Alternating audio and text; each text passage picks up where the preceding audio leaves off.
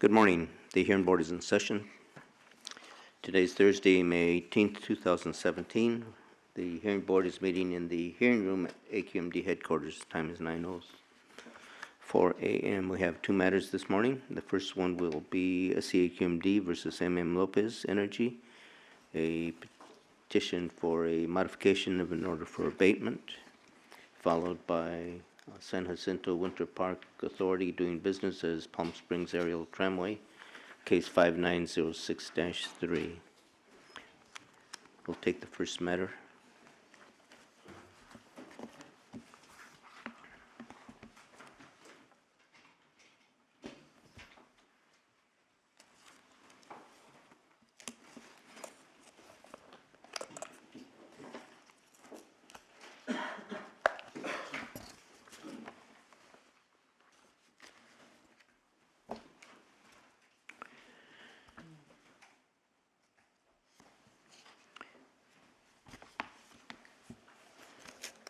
Okay, this is a petition for modification of an existing order for abatement, and we have an amended petition here. It's dated May 16th, 2017. Who's representing Lopez? Good morning, Mr. Chairman. My name is Donald Ross. I'm Assistant Secretary of Lopez. With us is Alan Hunt, who is Vice President of Construction, and she's seated in the back in case we need her, Suparna Chakwadar, who is our Vice President of Environmental Health and Safety. Thank you. Spelling of your last name, sir?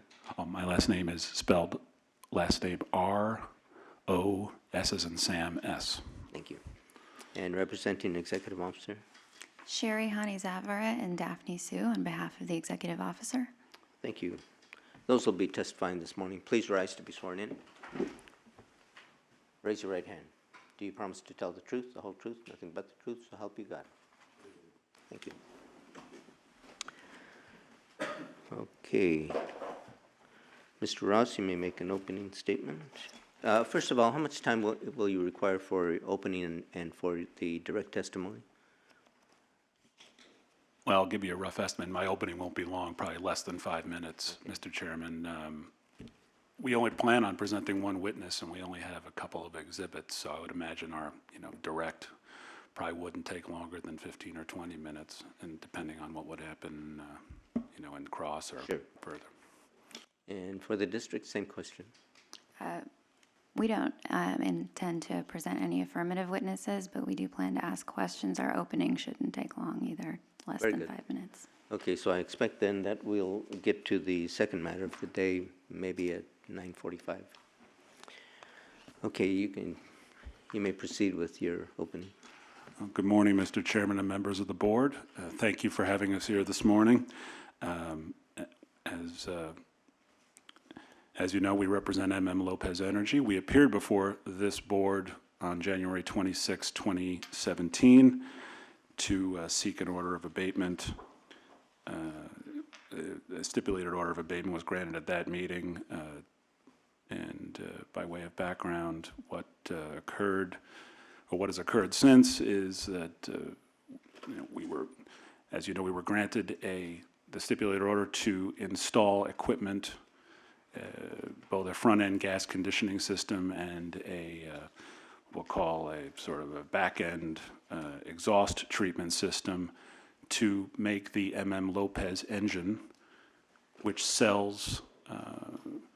produces energy, which is in turn sold to the Los Angeles LADWP under a long-term power agreement. We have since January 26 been working diligently to install the front-end gas conditioning system and the back-end exhaust treatment system to comply with the rule.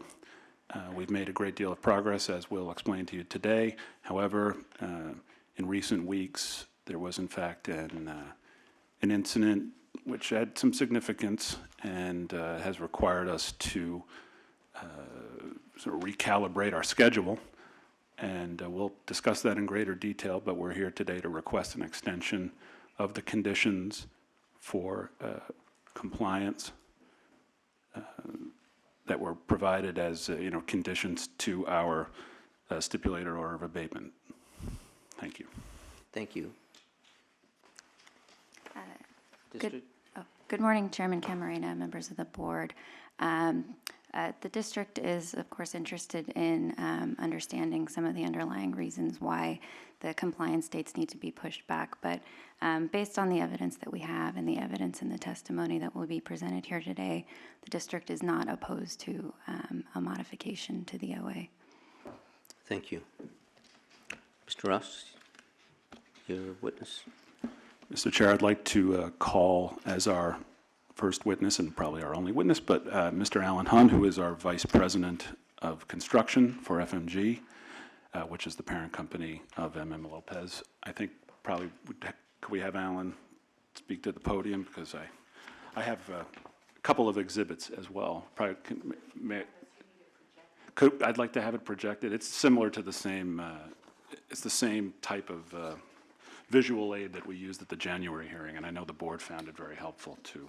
So I have, yeah, of course. Sherry, I'm going to take one. Do you want to take one too? Okay, the rest is for them. So that should be 8 for you.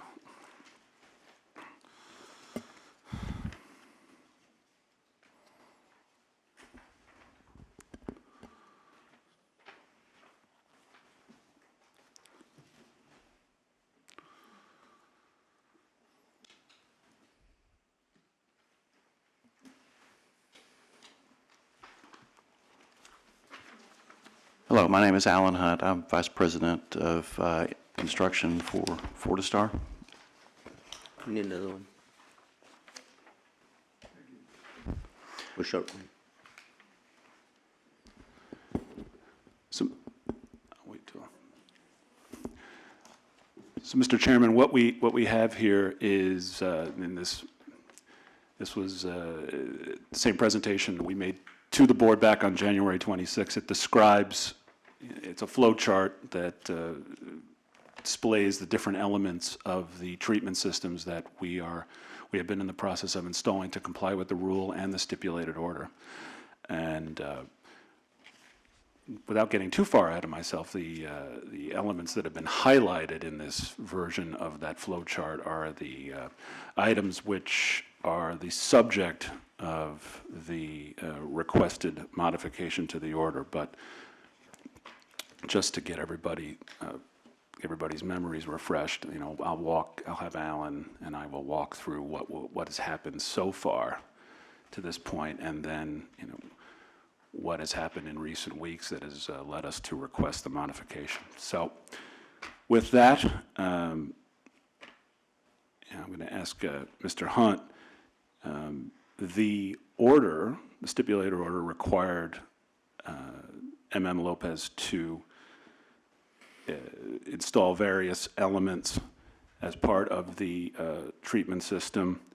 Among those were the SCR, which is described here, you see at the bottom of the chart, the urea storage tank, the thermal oxidizer, and what was described in the permit and in the stipulated order as the landfill gas treatment system. So those were like basically, I would say, the 4 elements that comprise the key elements that describe that were part of the Title V permit, and were also discussed in the SOA. Could you explain to us what we've installed to date, and using this chart so everybody can sort of have a clear understanding of what's happened so far? Okay. Before you begin, Mr. Ross has included in the petition for the amendment to the order for abatement four exhibits B through D, and they'll be marked for identification accordingly. So you may proceed. Thank you. The installation process Right, and so this is B through D.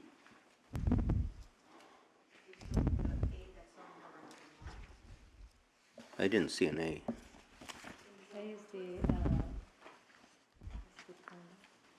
Oh, yes, I see that. Was that a last time? No, last time. No. Um,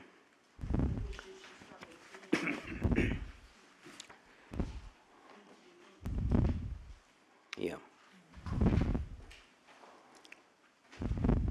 So what's in the petition as Exhibit A, we're going, for the purposes of this, the record here, we're going to mark that as Exhibit B. And then what's in the petition as Exhibit B will be C for the record. What's in the petition as Exhibit C will be marked D.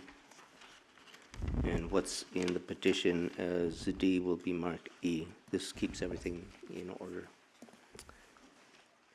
And I don't recall now if you stated your name and told us whether or not you took the oath. My name is Alan Hunt, and I did take the oath. Thank you. Thank you. And the spelling of your name was H-U-N-T? Correct. Okay, you may proceed. Thank you. The installation program that we undertook on this project included two major areas of equipment. On the exhaust side of the engine, which is this area here, there's equipment installed to reduce the emissions coming off the engine. And because this is a landfill gas-fueled internal combustion engine, we have to treat the gas to remove contaminants that would otherwise foul or contaminate the SCR system that we've installed. So there's the exhaust piece, which is here, which Don highlighted in yellow. There's also the front-end equipment, which included the siloxane removal, a carbon polishing system, and a thermal oxidizer that takes care of the contaminants that are removed in the siloxane removal system. At this point, the siloxane removal, the carbon polishing, and the thermal oxidizer have all been installed. They're all operating. We've actually stack tested the thermal oxidizer, and the preliminary stack test result shows it's compliant with the permit requirements. So Alan, how long, by what point were all of these elements installed? I mean, rough time frame, exact time frame, but could you give a rough time frame as to when? Yes, we had all of these components installed and operating the third week in April. I think it was around the 21st when we restarted after the installation. So we were able to operate, members of the board may recall that this used to be a two-engine setup. One engine was shut down as a result of the stipulated order. Actually, was shut down in advance of the stipulated order. But Right. there's a lone engine which provides power to LADWP, and for which this equipment is being installed. But long story short, we have been operating the engine continually according to, as needed with this equipment attached, correct? Right. After we restarted on April 21st, we had this system operating. We also installed, at that point, we had the housings for the SCR and the housings for the oxidation catalyst were installed at that point. And the plan was previously to perform some testing on the siloxane removal system to assure that the manufacturer's system was doing what was required to satisfy the requirements of the SCR. And I'm sorry to interrupt, but while we've been installing these elements, running the engine, evaluating, we've been producing monthly reports to the district as required by the order. Yes, there's a monthly reporting, and we've been submitting those. And those are to be supplied by the 7th day of each calendar month following That's correct. for the month that has elapsed. Have we been tracking the hours that each day that we operate the engine? We do track the hours. Yeah. The SIMS system is in operation on the project. Could you explain to just SEMS by? SIMS is a continuous emissions monitoring system, and the Lopez project had an existing SIMS system, and that system continues to operate. And have we been recording the daily excess emissions as required by our permit and by the stipulated? Those are logged by the SIM system, yes.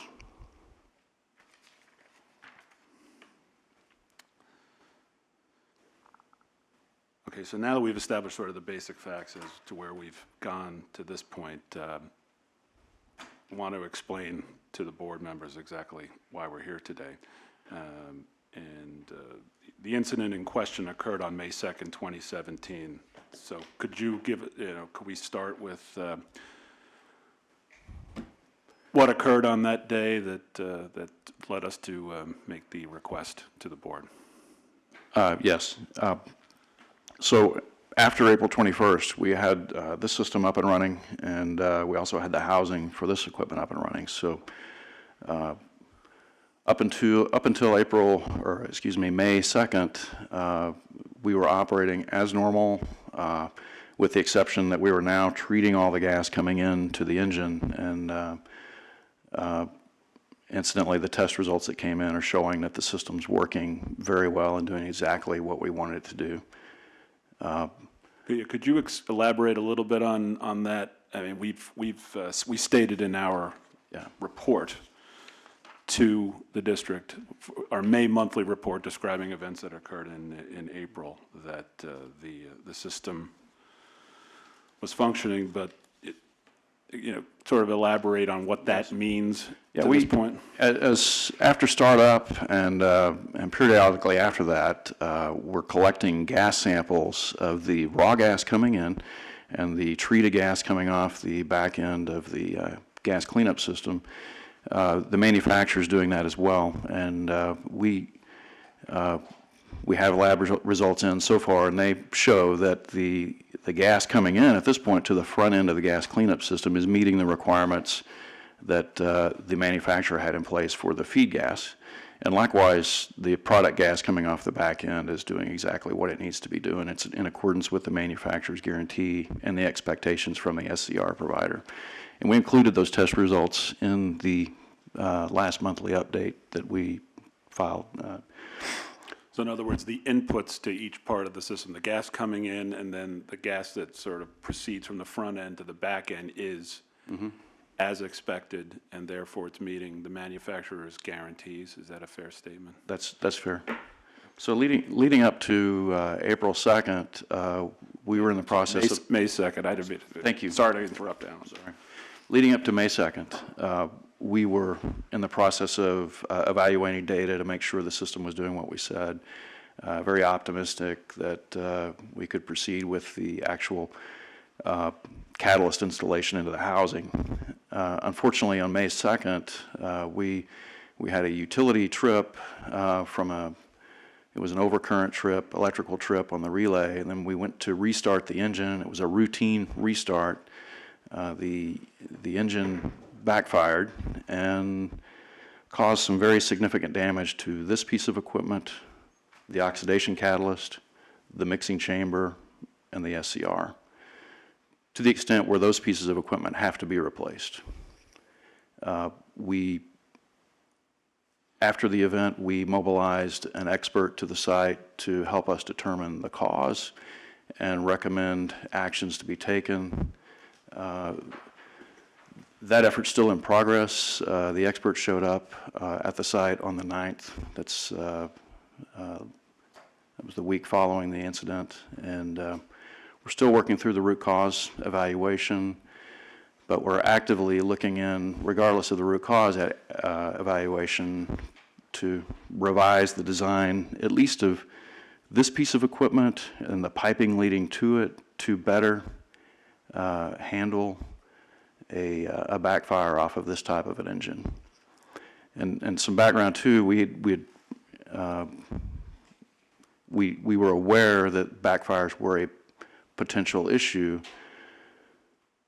Therefore, we had designed into the oxidation catalyst a relief system. But what's happened is the magnitude of that backfire was in excess of what we originally anticipated. And so in other words, Alan, the backfire, I suppose it's a fair statement to say all engines backfire. However, this backfire wasn't foreseeable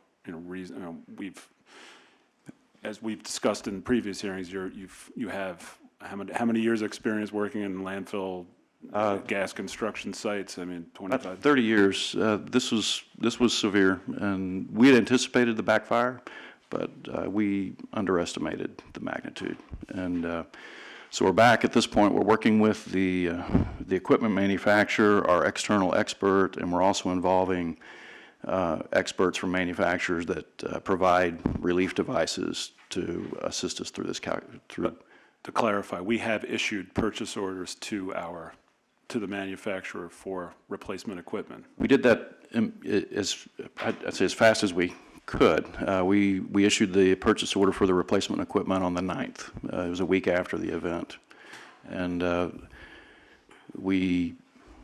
so the manufacturing process has started. We've built time into the schedule to allow some modifications in the manufacturing to beef up this oxidation catalyst to prevent this from happening again. But that is in progress. Does you referred to the experts coming in, they engage in some sort of review of what's happened. Could you give us a little more color on what that involves, and then what's the end result? Yes, the expert we brought in he's a former Caterpillar engineer and understands the dynamics of fuel systems, exhaust systems on Caterpillar engines very well. We brought him in to go to the site, evaluate our startup process, our operations procedures, to evaluate the damage that was on site, and also help us come up with the required engineering calculations to determine what needed to be installed in the retrofit when we bring back the new equipment. And will those engineering calculations be passed along to the manufacturer? Yes, we're in the process of doing that right now to get a consensus between the manufacturer of the SCR, our expert, and we're having them cross-checked by an external party that develops relief devices.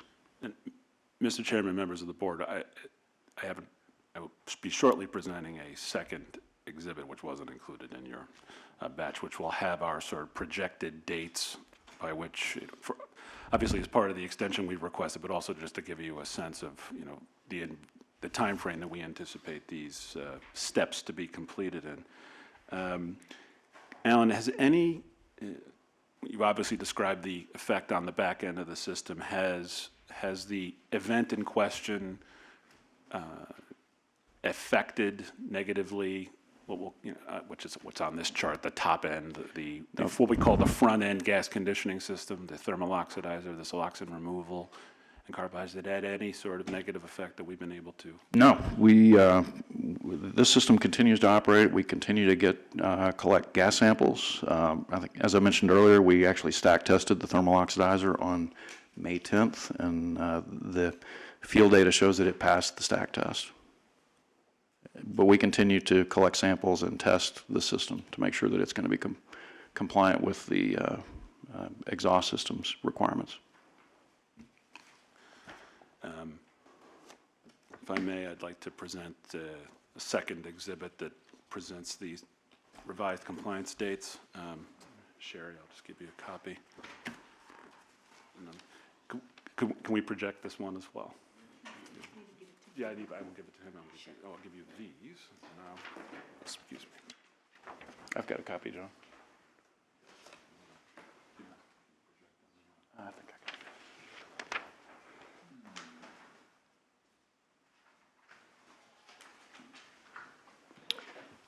Mr. Ross has distributed a document titled the Exhaust System Repair Schedule. We'll mark that as Exhibit F as in Frank. Thank you, Mr. Chairman. Okay.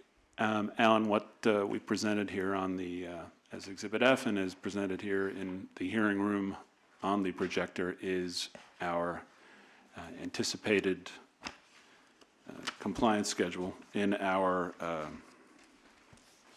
amended petition, we had requested completion of construction and installation.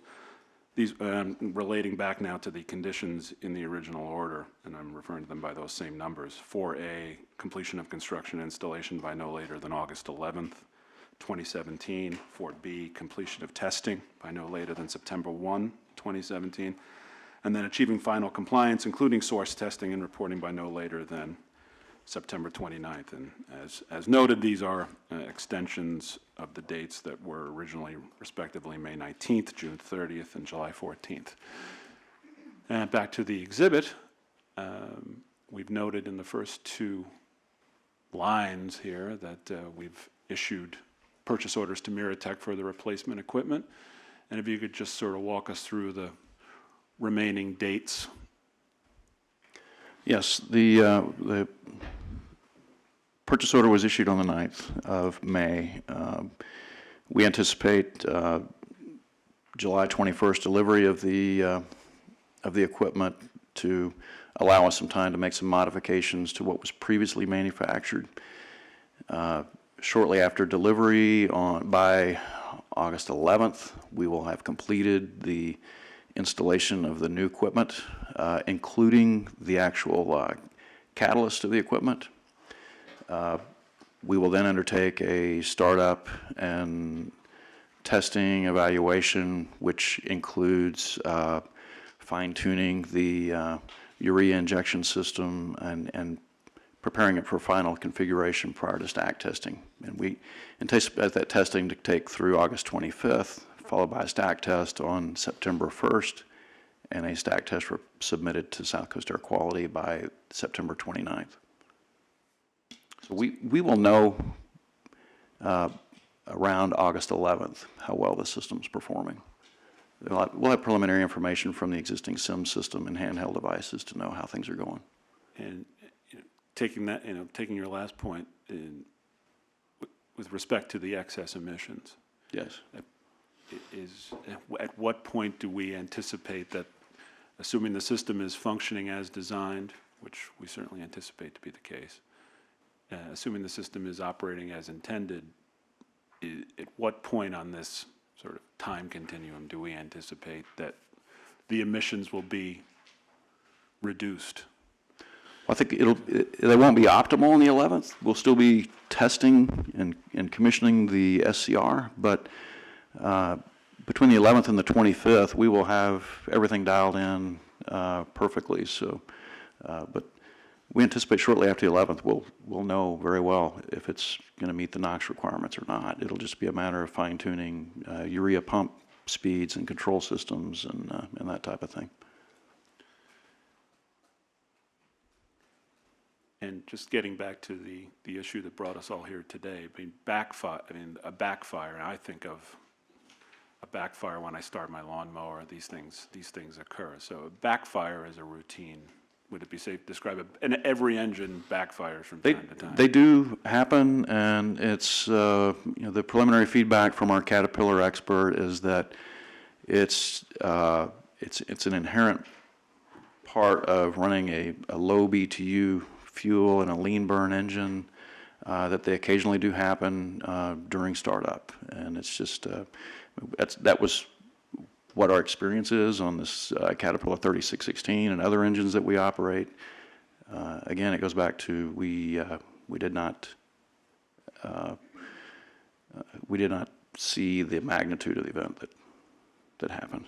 We've never experienced. I mean, we have how many facilities? I mean, you don't have to give me an exact number because sometimes the number can vary from quarter to quarter. But how many facilities do we operate roughly across the country? This MM Lopez's parent company operates about. I think we're in the high 30s. Yeah, we're in the high 30s. With multiple engines at each site, and we've operated more sites than that in the past.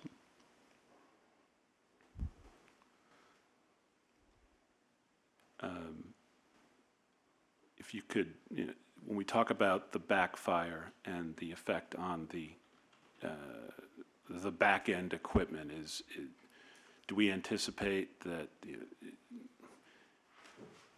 what's the sort of again, we are still pending, there's going to be a root cause analysis, as you've already described it, performed by a third party in collaboration with the manufacturer and us, of course. do you anticipate, what do you anticipate at a high level would be the sort of fix that would likely result, that would account for this otherwise unforeseen event? Do you have a sense of what what may be necessary? Yeah, yes, we do. I think it's a matter of quantifying the device. There is a, can I go back to the Yeah, absolutely. previous document? That's okay with the board. That's fine.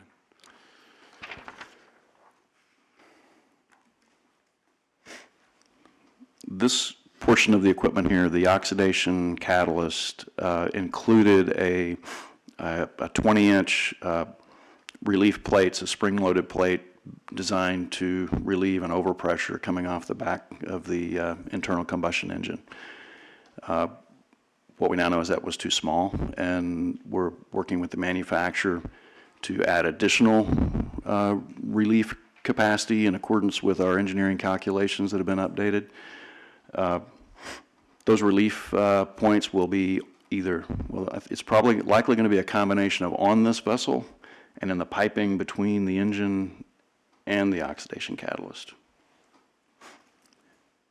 We're just working with the manufacturer right now to optimize what that looks like.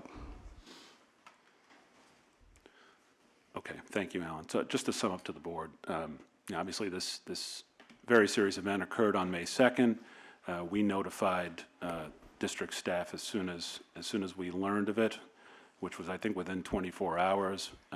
We've obviously been proceeding, as we've showed you with our other exhibit detailing the dates in question. So we are proceeding with both due diligence to order the replacement equipment and to work with the manufacturer and our third party, I'll call them, evaluator, to determine the best solution in terms of design and engineering to make sure that this hitherto unforeseen event is accounted for in the final design and manufacture of the product. We've expended a great deal of time and money to date. Can you give me a sense of how much this replacement system or systems is going to cost? Yeah, it's going to cost us in excess of $200,000 to replace what was damaged. Thank you. So just to give the board a sense that we are, taking this matter seriously, proceeding with diligence, and we anticipate that we would be able to obviously meet these timeframes that we've presented to you responsibly. And at this point, I don't have anything further from Mr. Hunt. So I turn it over to our district counsel. Board members, Mr. Ross has made a number of statements, not all of which have been corroborated by the sworn witness. So just to remind you that it is only the testimony of the sworn witness that is in evidence here. Ms. Hanizabare.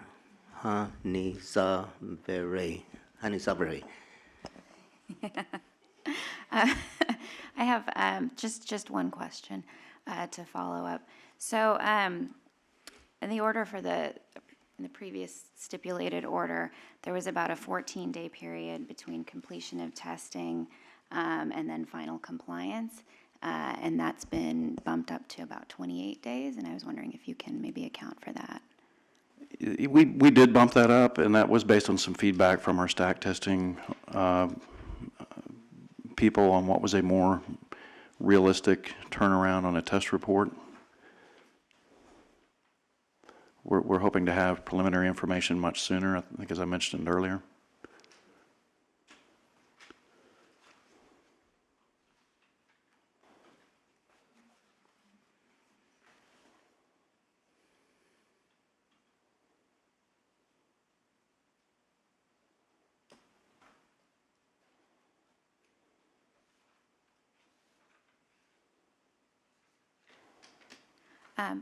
Just one more follow-up question. Mr. Hunt, can you tell us a little bit about what the typical mechanism is for back pressure relief and why this was atypical, or if this was atypical? Yeah, the typical thing to do for back pressure relief is is to do what was designed in the original system, which was a relief panel, and our manufacturer and Fortistar, we believe that was adequate. I think the difficulty is the availability of empirical data showing what the volume is associated with a backfire. And unfortunately, from this event, we do now have some empirical evidence of what that volume is, and there's some reasonable assumptions we can make to beef up those calculations to make sure that it's adequately covered in the future. But the original installation was based upon the manufacturer's experience, and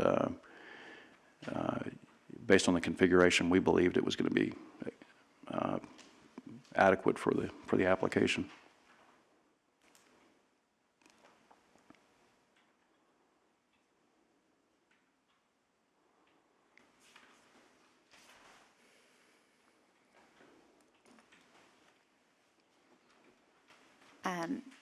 So,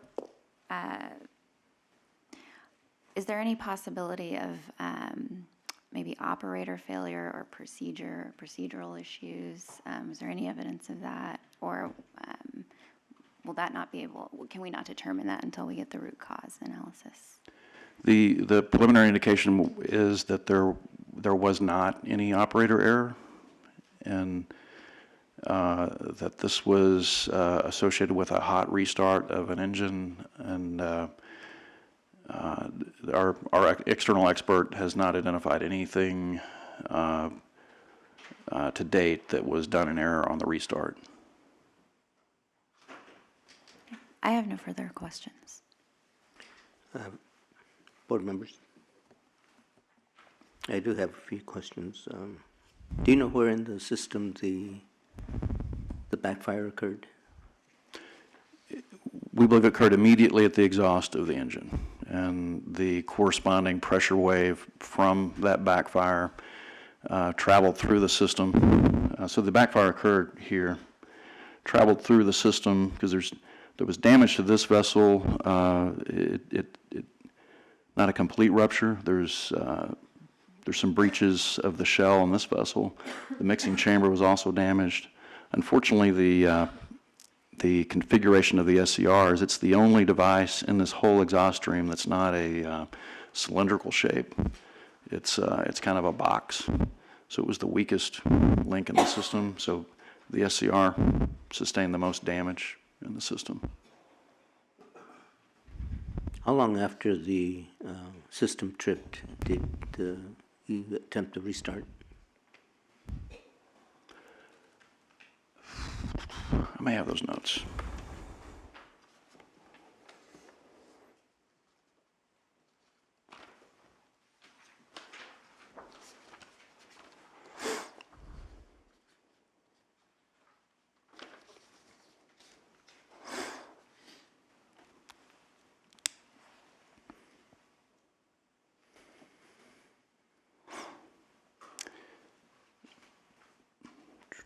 Okay, it was 5 minutes after the engine trip for overcurrent.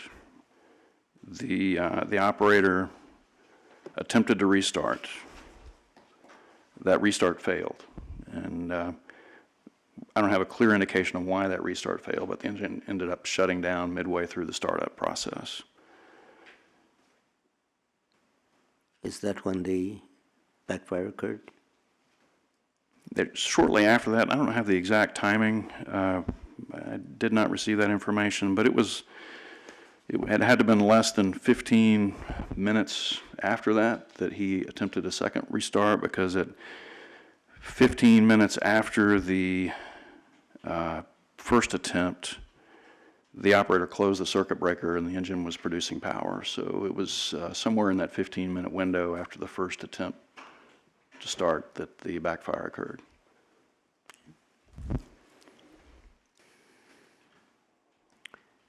Had you already installed the catalyst on the SCR? No, fortunately we did not. So the catalyst itself was undamaged. And what about the oxidation catalyst? It was not installed either. And the testing was for the purpose of checking out the siloxane system. That's correct. The plan was to continue to monitor the effectiveness of the gas conditioning equipment. Is the engine operating now? Yes, sir, it is. And it's burning the landfill gas? Yes.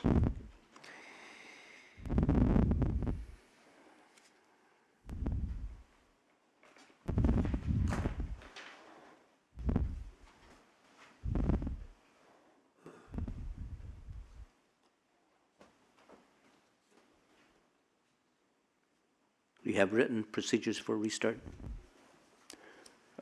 They are in the Caterpillar engine manual, yes, sir. And that's what the employee followed? Yes. Okay, board members, Ms. Byrd? Just wanted to confirm, you said that you had about 30 sites and that you would not have anticipated a backfire like this. And my question was then, the original design, the one that you're looking at right now of changing, that was based on manufacturer's recommendation, the plate and the piping that you are considering changing now? Yes, we had a collaborative effort with Miratech, our SCR provider, to come up with the design, which included the piping layout between the engine and the exhaust equipment. And everything was done according to the manufacturer's recommendation? Yes. Any other questions? Senator? You mentioned utility trip was the beginning of the problem. What do you mean by that? The engine and its generator are protected with relaying that watch a number of electrical parameters, including current, the frequency, the voltage, and it looks like one of the phases of the engine went overcurrent, which could correspond to a number of things on the distribution system. Maybe a voltage drop on the utility side may have caused that. So you're saying now that that could be the root cause of the problem?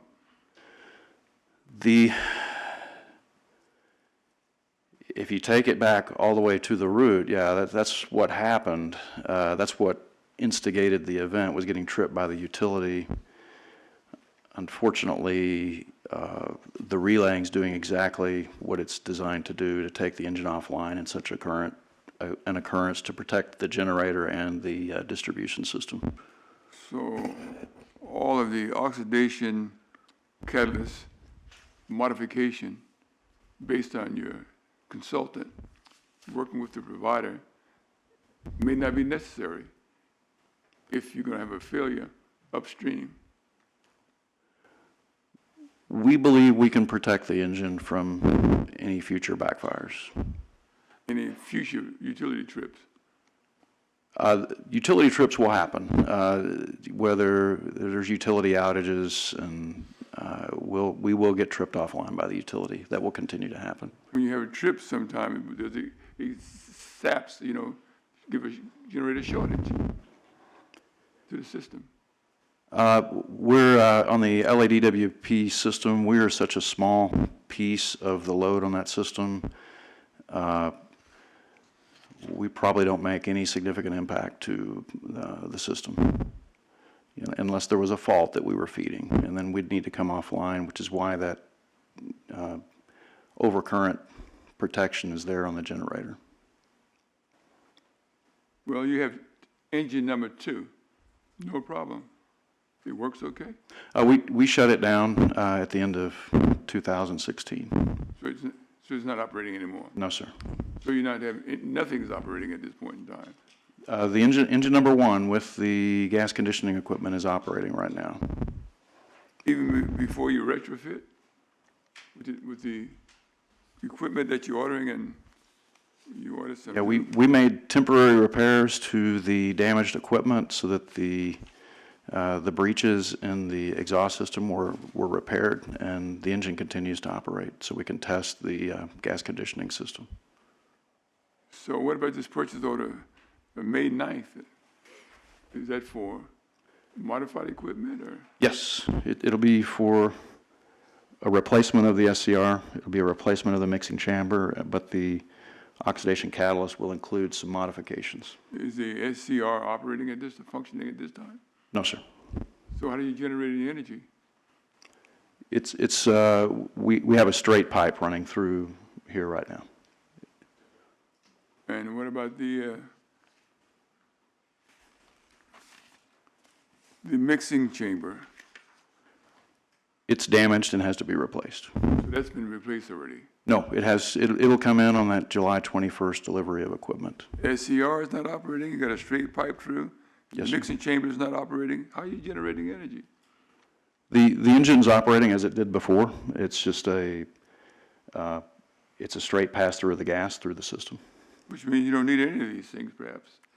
Oh, we do. We do need these pieces of equipment to meet the 1110.2 requirements. We do. I see.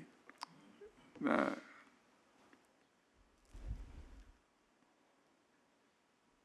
when this is your delivery schedule that you give us, Exhibit F. Yes, sir. Or you have any confidence that the schedule will be met timely? I do. We actually added some time to the equipment delivery to allow us time to make sure that the correct modification of the design was implemented. Okay, now you said that a pipe erupted caused by the backfire and the startup. Is that what you said? Yes. Okay. Where's that pipe? The items that ruptured were the oxidation catalyst, which is a cylindrical vertical vessel. The mixing chamber did not rupture, although the internals were damaged on it. The SCR housing also ruptured.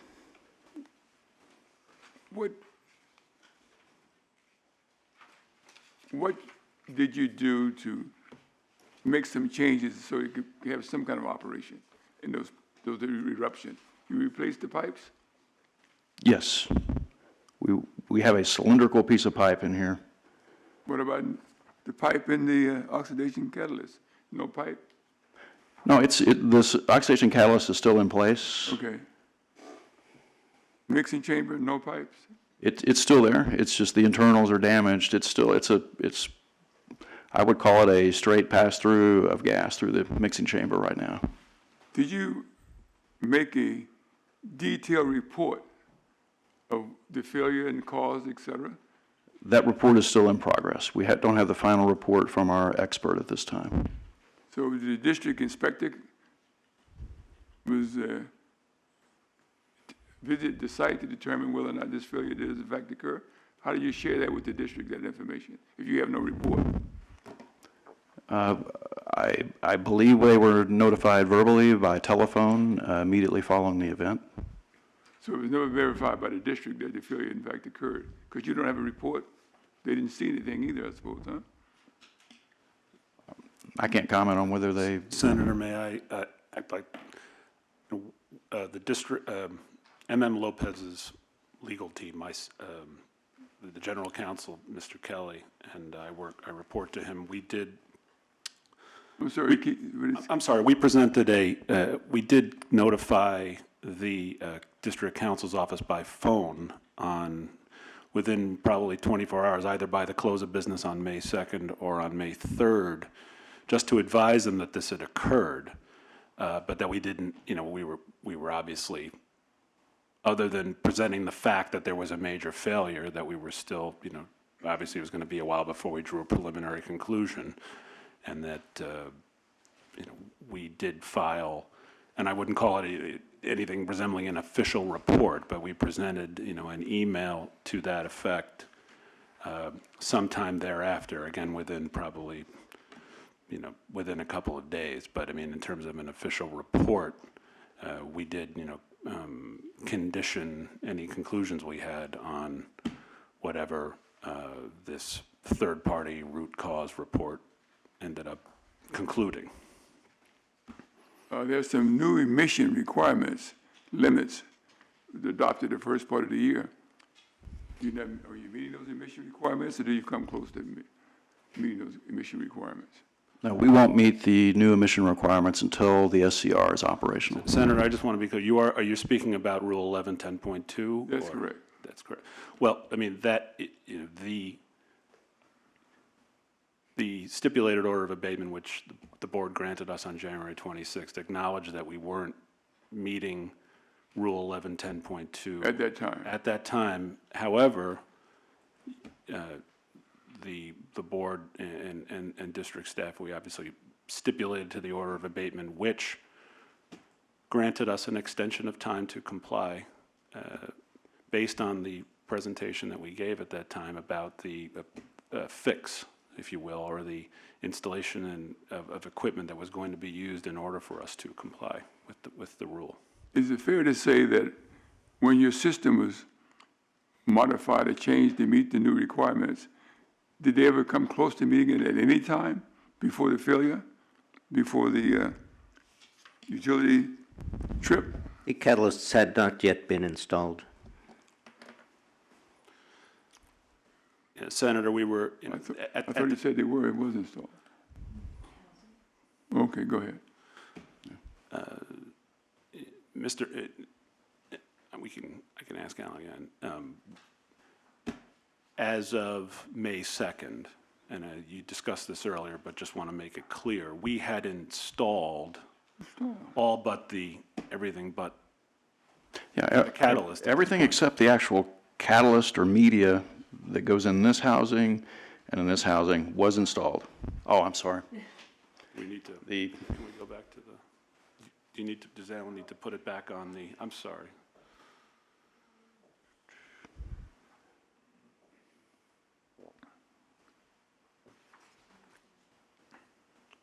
okay. Yeah, everything was in place except the media that went into the oxidation catalyst and the media that goes into the SCR. And we were working under the timeline that we had previously agreed to under the time extension. And then the May 2nd event happened. Excuse me, Senator, we would, obviously, this equipment, upon being installed, also had to run, and would it be fair to say we'd had to, as pursuant to the conditions in the order of abatement, we would have to be continually analyzing and testing. Is that accurate, Alan? Yeah, part of the reasoning behind continuing to run was to give us time to test this piece of equipment, which, based upon the landfill gas applications, this is relatively new technology, and we had to make absolutely sure it was performing as guaranteed before we installed the media in these vessels. And when we talk about performing as guaranteed, could you elaborate for? Yeah, that means that it's, as it describes here, it's siloxane removal. Siloxanes are the key contaminant in landfill gas, and they will mask an SCR catalyst. So the system has to be performing in accordance with the manufacturer's guarantees, which back right up to the requirements of the SCR provider before we can put that media in. And the preliminary data is that it's working, and we were headed down a path of actually installing the media in those vessels until the event happened. We're going to have to evacuate.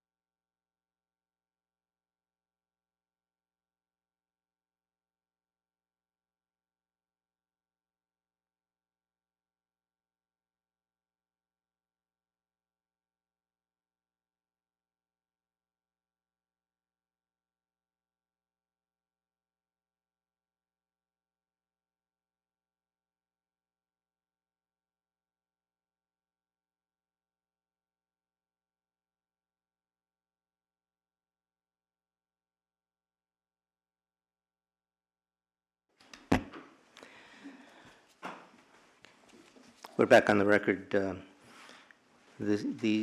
All hearings of the hearing board are webcast, and you can see them on the YouTube anytime you want. And so anybody who's out there watching and wants to know what happened, we had a fire drill, and everything is okay now, and we're back on the record.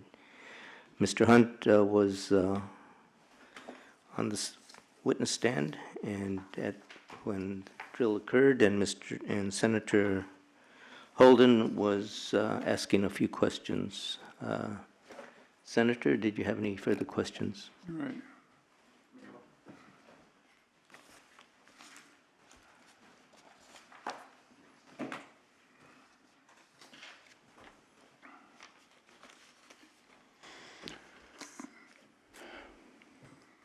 Mr. Hunt, Yes, sir. sometime early in mid-2016, the district was conferring with your company regarding what the new requirements would be for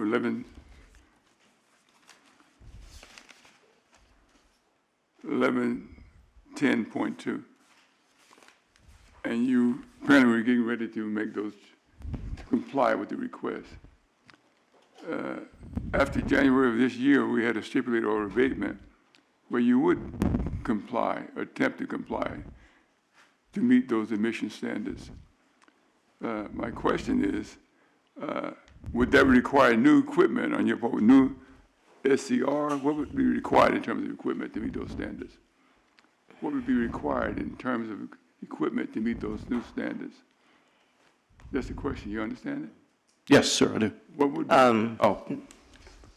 That information was covered initially in the hearing we held earlier this year. It's in the petition, and it was covered again during testimony. Mr. Chairman, it's a legitimate question to ask what equipment was required, and I would like to know. My recall is not as good as yours. It's a legitimate question if you haven't paid attention to the testimony. No, I pay attention to what's going on, but I mean, it's a following question, the one that makes sense. Go ahead. So the following question would be, if you knew what equipment that you're going to order, was the order placed for the new equipment, and has it been arrived? Did you receive it? Yes, to both. Okay, so the order for the new equipment, in order to be in compliance, when was that order placed? I don't have a record of that, sir. It was late last year, I believe. Well, last year? Yes. Okay, so therefore, you placed the order for the equipment to be in compliance prior to the stipulated order of abatement. Yes, And you did in fact receive that equipment. we did. Did you install it? Yes. So the ACR that we're talking about and the mixing chamber, all these three equipments that's in question, was received. Everything was received and installed with the exception of the media and catalyst that goes in the SCR housing and oxidation catalyst housing. Except for, we'll point to that, when that was not. Yes, sir. There's a catalyst that gets installed inside this SCR housing. And there's also a catalyst that gets installed in this oxidation catalyst housing. The equipment that contains that media and catalyst was all installed and in place and operating in accordance with the plan that we previously agreed to up until the failure. So you made all the necessary changes and modifications in order to meet the standard? Yes, sir. We were on our agreed-to schedule up until the May 2nd event. What was the deadline for compliance based on the stipulated agreement, if you know? The date of compliance? In the petition, it's July 14th Yeah, that's correct. July 14th Yes, sir. of this year. of this year. Thank you, Mr. Chairman. Ms. Brusette? I just had one question, and that is, does any of the redesign of the equipment or the additional relief system that you've mentioned require any additional permits or permit modification either from the district or the City of Los Angeles Department of Building and Safety? No, no additional permits. We're simply replacing what was originally put installed. Okay, and no modifications will be required of any existing permits that have been received? It's not a material modification from a building permit perspective. It's the same device with some relief capability built in it. Okay, so the answer is no. No, you're Thank right. Okay. You're on schedule, all right? We thought we were up until May 2nd. You probably want to revisit the utility trip, maybe, and see what happens when you put all this together again. Yes, sir. Thank you. Thank you. I believe the testimony was that the report that they're waiting for is the purpose of which it's to analyze what happened. Doctor? I have very little familiarity with backfires, from the engine, but, so I just want some very simple information. Was that engine recently purchased, or is this an older engine? It's an older engine that's been in operation at the site for quite a while. I don't know right offhand the initial installation date, but it's a piece of equipment that I believe it's in excess of 10 years it's been operating. Now, this is not a continuously operating engine, is it? Yes. 24/7? 24/7 outside of routine maintenance. So the engine had been stopped, and when it was restarted, the backfire occurred. Is that what I understand the testimony is? That's correct. We got an electrical trip, took the engine offline, and the operator went to restart, had a failed first attempt to restart, and the event happened on the second attempt. Okay. Has this engine ever had this problem before? And as well, I mean, you may not know specifically, but I'm sure it kind of occurred to you, was this a recurring thing? We operate a number of Caterpillar 3616 engines in our operating fleet, and we were aware of the occasional backfire events that happen on our facilities. And that's when we worked with our manufacturer to take precautions. There was a blowout plate put into the oxidation catalyst. And I think, like I was describing before, it was not adequately sized. I've been told by somebody who is a car maven, and I don't pretend to be, that when an engine tends to be tweaked to meet standards of whatever, whether it's a street car, a street automobile, or a stationary device as you have, that runs a risk of possible backfire. So the question I have is part of becoming satisfying the requirements of the rules, was the engine not tampered with, manipulated, altered in any way to increase efficiency? Or you're more or less dependent on the two catalysts working and coming in with a fairly pure material to begin with?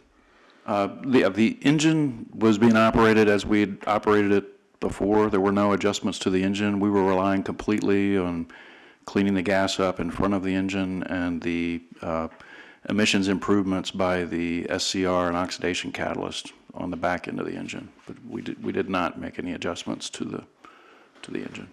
Okay. Thank you very much. You're welcome. Ms. Prusak?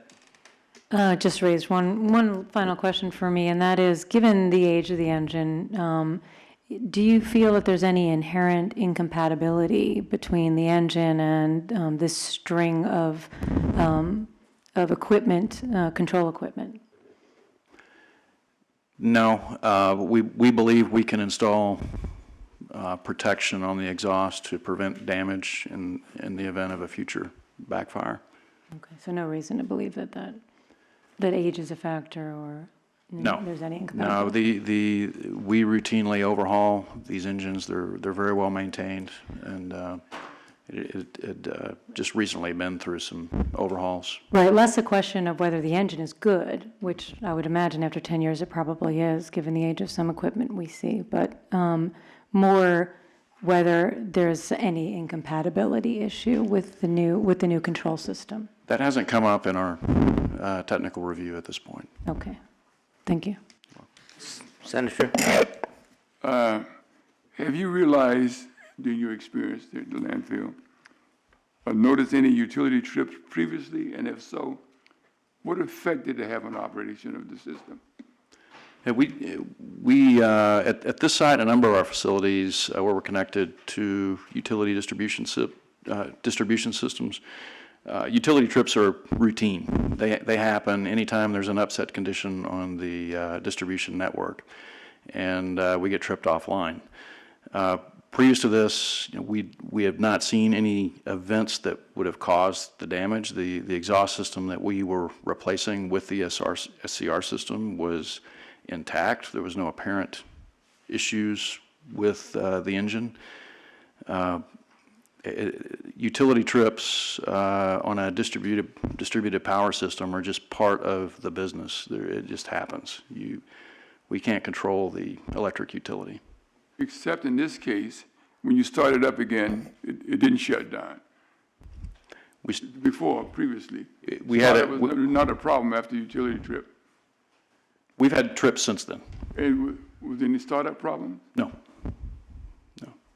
with this new system? Well, all this equipment was still in place, but we've been tripped offline by the utility since then. They're fairly routine. Okay. But you just had one problem finally. Yes. Too many times. Okay, thank you. You're welcome. Any other questions for Mr. Hunt? Apparently not. Mr. Ross, any other witness? Thank you. No, Mr. Chairman. Ms. Hani Zavare. The district is not planning on presenting any affirmative witnesses, but we do have district staff here available to answer any questions, and they both have been sworn in. Okay, the board appreciates that. Board members have any questions for any district staff? Apparently not. Any member of the, Who's your staff person? depends on the question. What type of question do you have? My question is that you heard the explanation as to how the system fell. What's your knowledge and experience is how that occurred, and did you have a chance to visit the concept and have some assurance that it'll work in the future?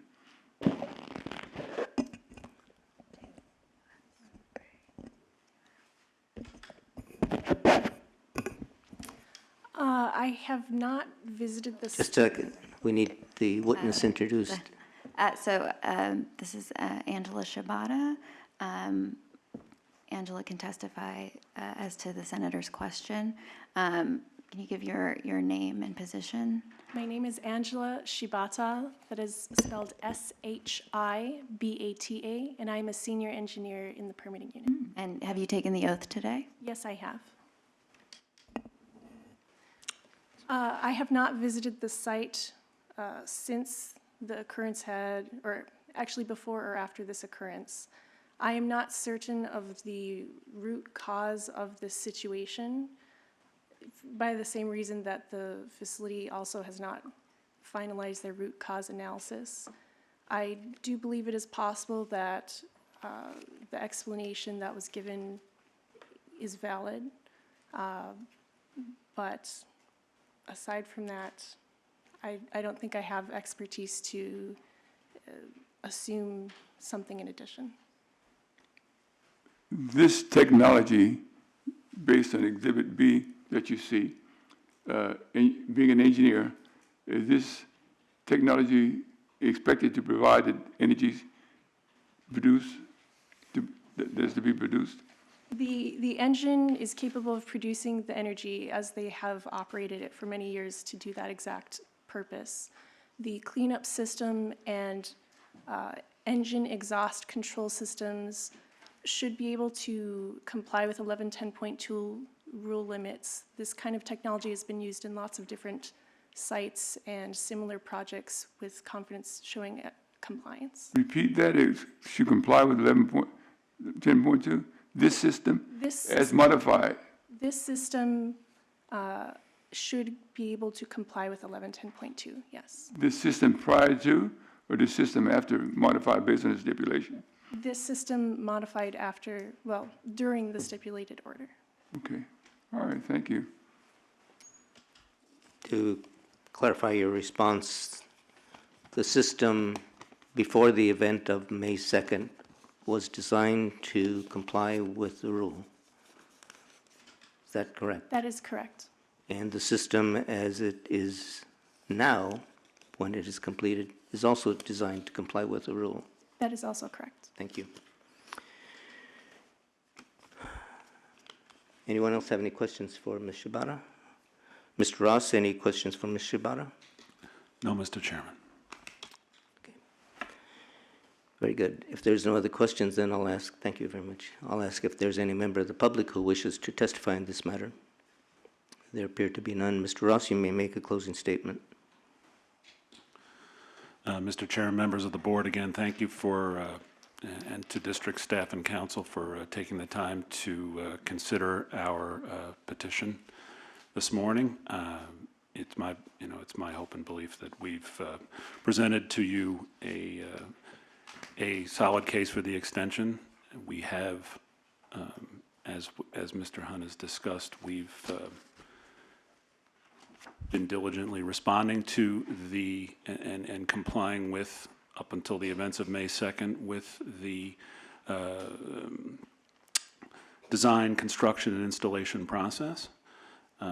We have been providing the monthly reports and in all respects, working to comply with the requirements of the order. We appreciate the fact that the district staff has been able to, has been understanding and in the consideration for our request. As Mr. Hunt has discussed, we believe that the proposed solution and its attendant extension will serve to meet the requirements of 1110.2 and allow us to continue to operate within that framework.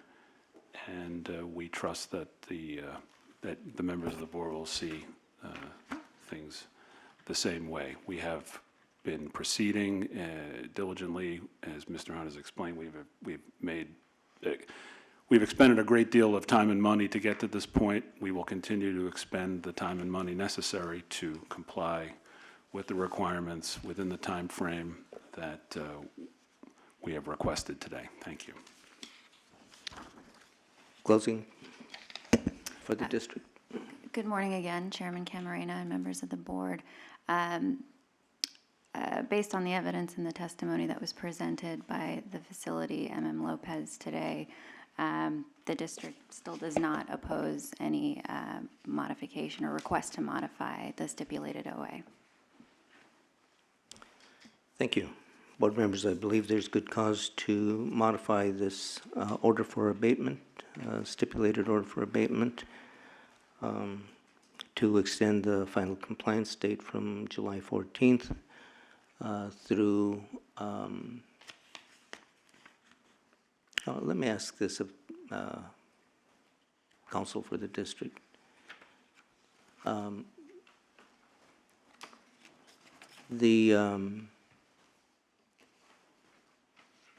Will the district determine that,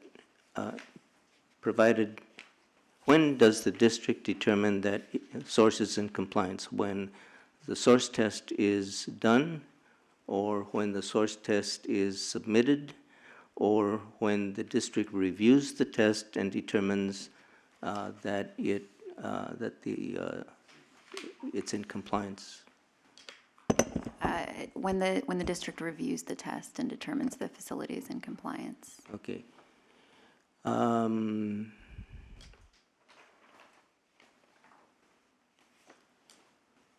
so you don't, that takes time, an unknown period of time.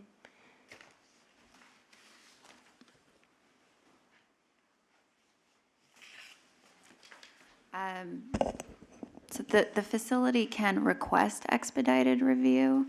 I'm not sure about the procedure for that. Let me, if I can have We're just off a the minute. record. Okay.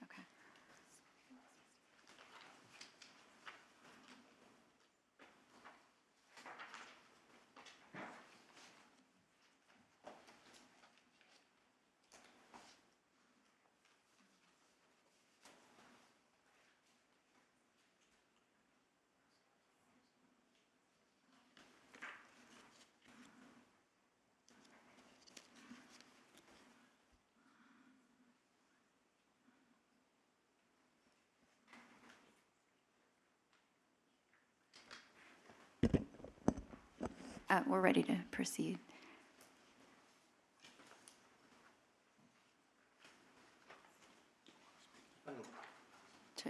The final compliance date in the order is July 14th, 2017.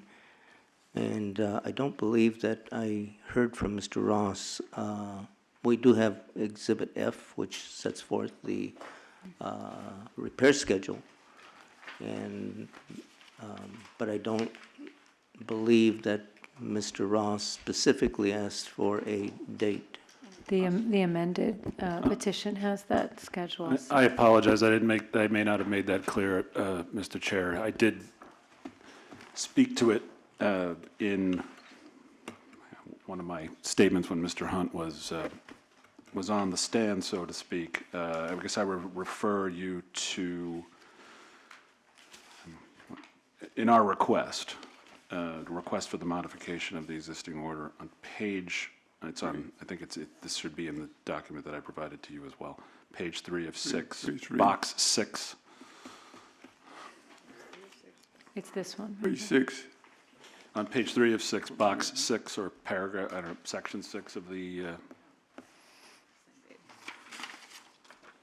Chairman, I just want to make sure that we're back on our record. Thank you. We are. Okay, petitioner asked for September 29th. Okay. And just to bring it to the chairman's attention, we also still retain jurisdiction under the original until January 26th of 2018, although we could consider extending that. Okay, let me start again. I do believe that there's good cause to modify this order for abatement by extending the final compliance date to September 29th, 2017. The respondent in this case was well on its way to complying with the order for abatement that was previously issued on January 26, 2017. And by early and had by May 2nd completed installation of the equipment minus the oxidation catalysts and the SCR catalyst, and was in the process of testing out the system to see if it would work before installing the catalysts for fear of damaging the catalysts if some problems arose. On May 2nd, there was a interruption of power to the facility, which caused engine number 1 to go down. Upon restart that same day, there was a very substantial backfire that damaged the housing for the oxidation catalyst and the housing for the SCR. And petitioner has promptly, within 7 days, issued a purchase order to replace those items. In the meantime, petitioner has examined, has caused a study to be done to determine the root cause of the explosion.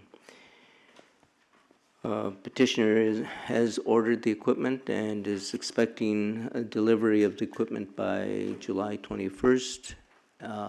Installation of that equipment by August 11th, and startup of and testing to be completed by August 25th. And the stack testing to be completed by September 1st, and it usually takes about a month to get the results of that, of the source tests, and so for that reason has requested September 29th as the new final compliance date. Petitioner has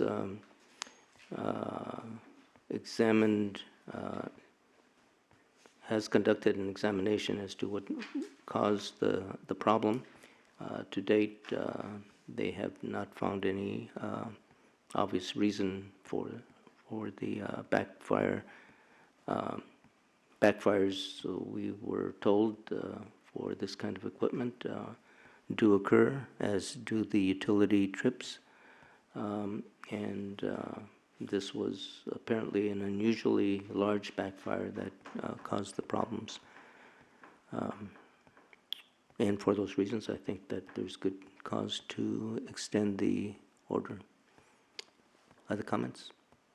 Ms. Byrd?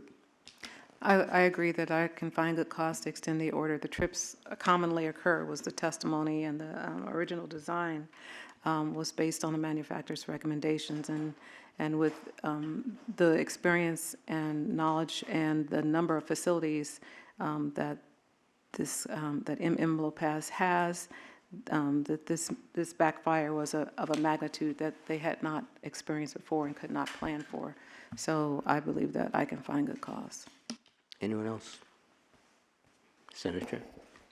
Yeah, based on the testimony that the petitioner is stating that their consultant is currently working with the vendor to determine what the cause of the failure is, and suggestion that they might be taken in order to remedy the problem for the future. I think I understand that that's what's ongoing. That being the case, Mr. Chairman and petitioner, the dates that you have here for installing. I believe you meant respondent? Respondent, yeah. The day you have for installation is August the 11th. You can install equipment on that date that you don't know whether or not it's going to meet the requirements based on the consultant and the vendor still revisiting the issue. It's okay to have, but these dates may slip, is what I'm saying. And then it goes on September the 1st, complete testing by no later than September 1st.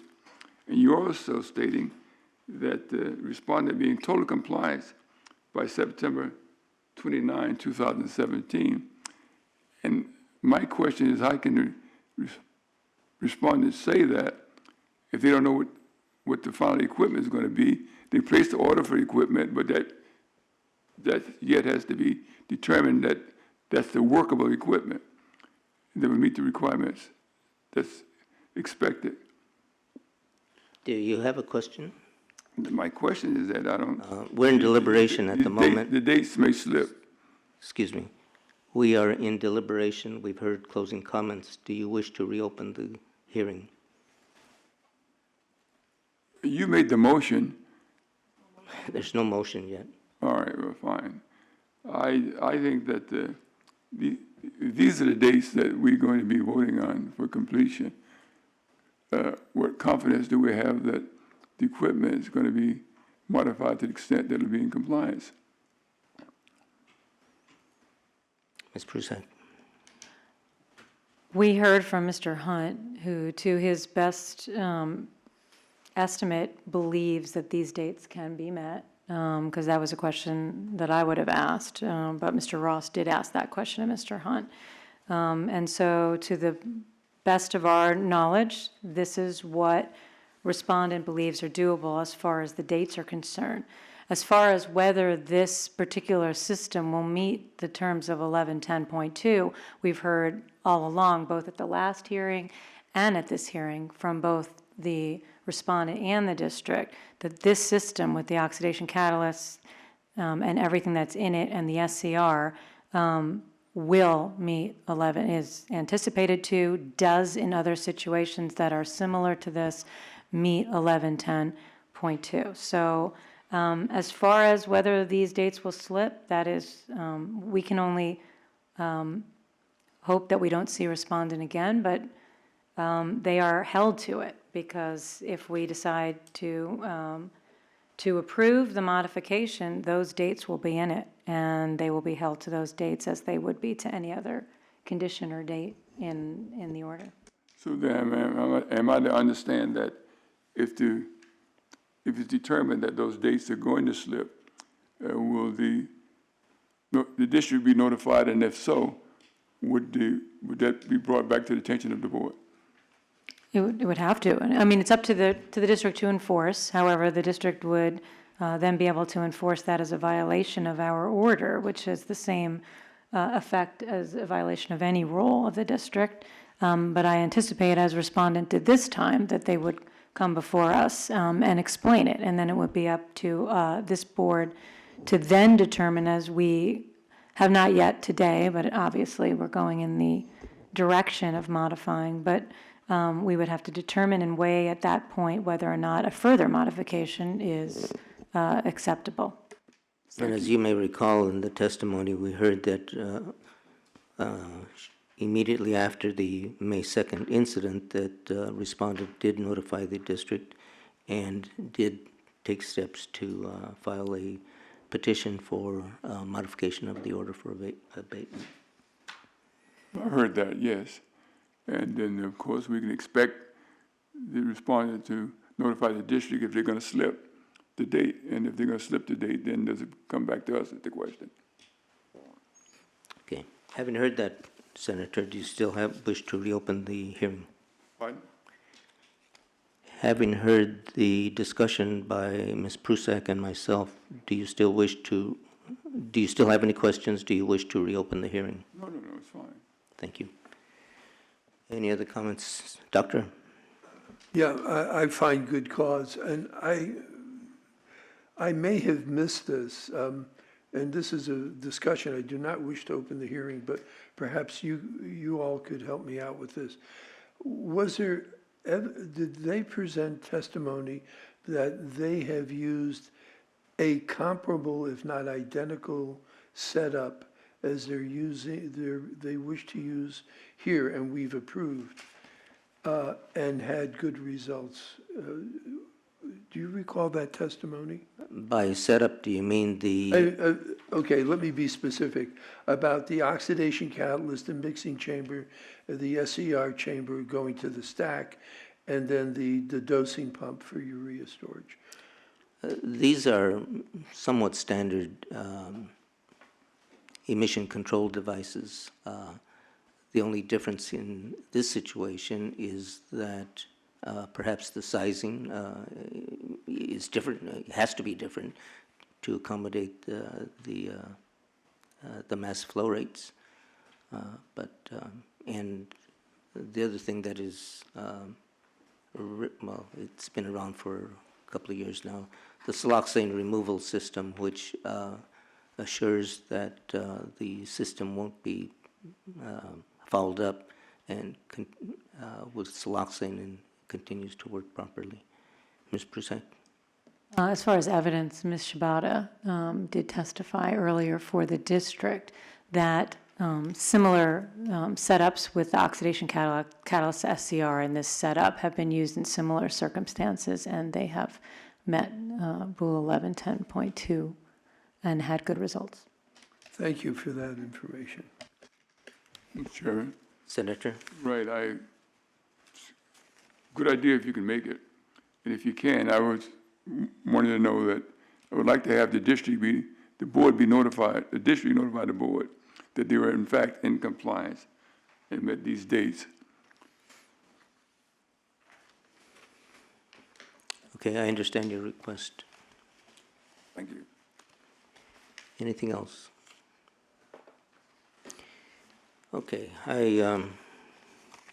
in the matter of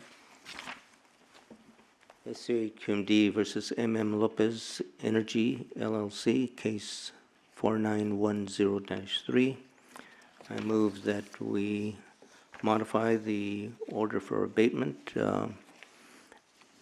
to change the final compliance date, which appears on page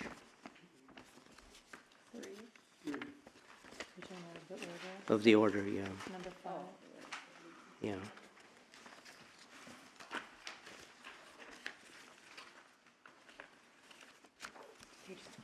What page is it? 6. 6. It's number 5. On page 6, item number 5 of the order that was issued. You have to change 4A and B. Yeah. Okay. We're looking now at page 6. Item 4, which, actually page 5. Item 4, which begins on page 5, says respondents shall meet the following increments of progress. And we will delete items A and B.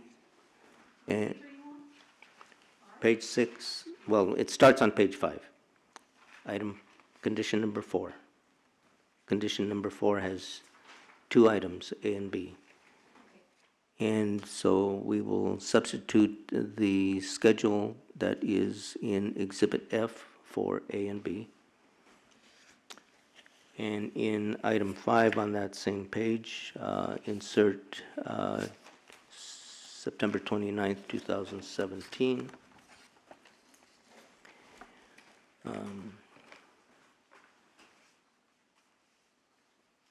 And add an additional condition requested by the senator that the respondent shall notify the clerk of the board as well as the Air District attention. Whose attention would you like it to be? So it should be to both Daphne and myself. So, for example, in condition number 9, we have on page 7, it says respondent shall notify the district attention Daphne Shu and Sherry Hani Zavara. We can just take that and insert it.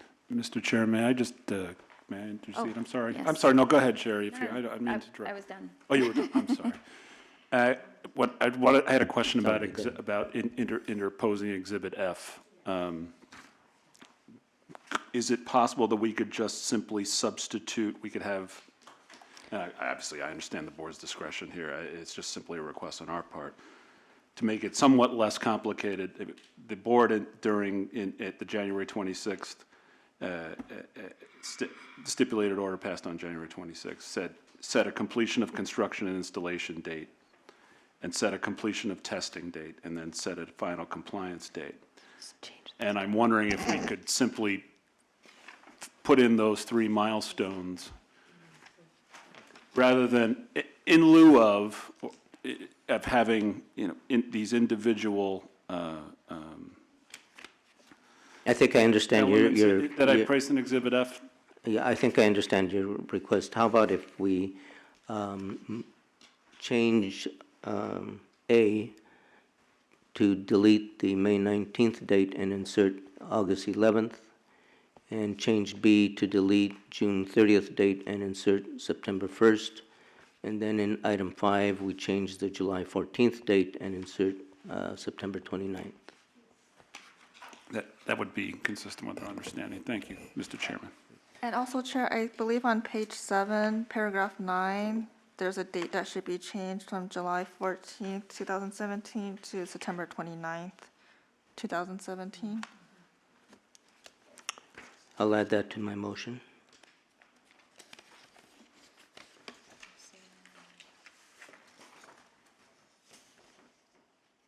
I see it, yeah. It's on line 2 on page 7 of the order. So that too is September 29th.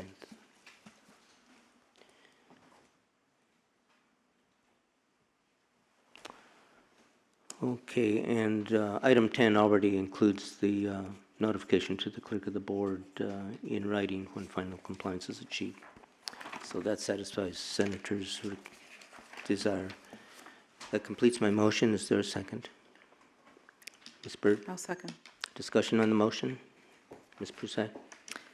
I think it's far out enough, but just to raise it with my fellow board members, the jurisdiction date of January 26, 2018, whether we should move that out to 2 months or just leave it because it's already sufficiently far enough out. I'm satisfied with leaving that, the jurisdiction date as it is. Anybody else have a different view? Okay.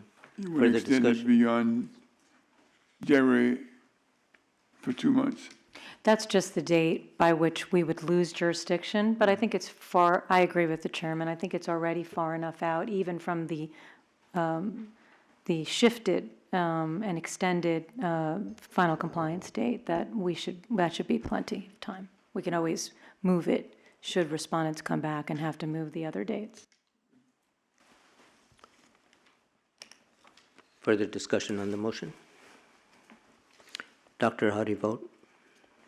In favor. Ms. Prusat? Yes? Senator? Motion passes 5-0. Thank you very much. Good luck. Thank you very much. Or, oh,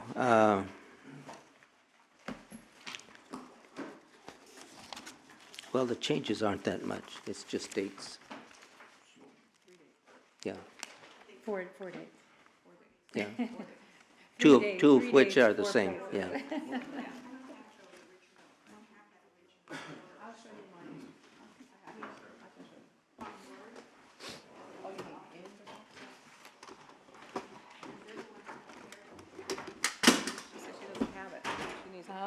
Okay. Okay, we'll get it to you. No, she doesn't have any words to make the changes. What do you mean? She'd like somebody else to make the words. Oh, could you provide the Word document to the clerk of the board, please? So she can make the changes on, Yes, we can. thank you.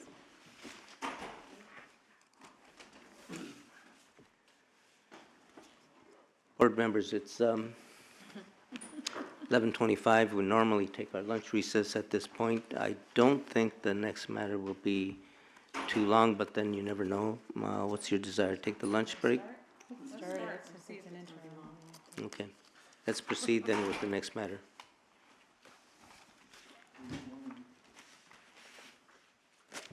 Pardon?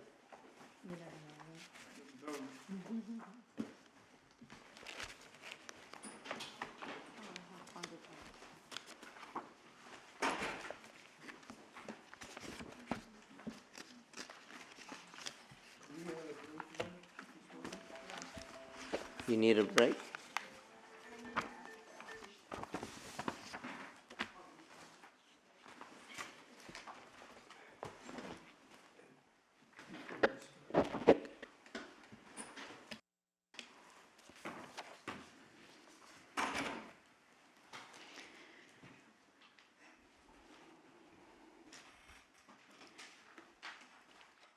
Chairman, I don't think any of the witnesses for this hearing took the oath in the morning, so if they can be resworn in, that would be great.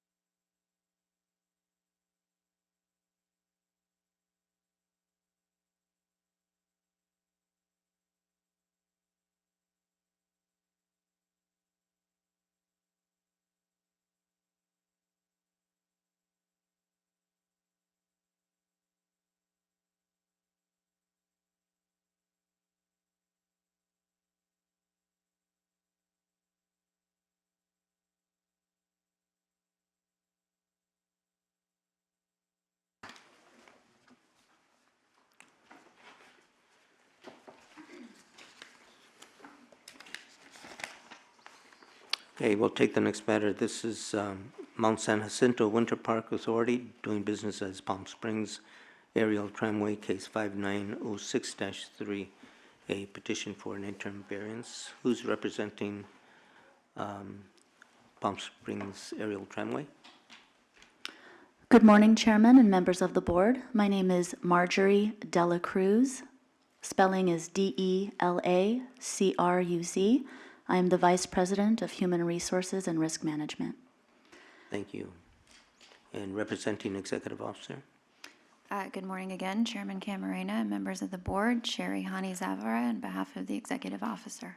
Thank you. Those will be testifying this morning, or that's still morning. Please rise to be sworn in.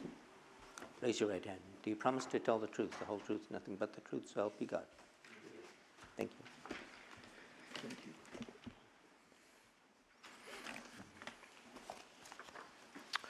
Okay, I'm searching. I was told that we would have an amended petition this morning. Board members, did you all receive one?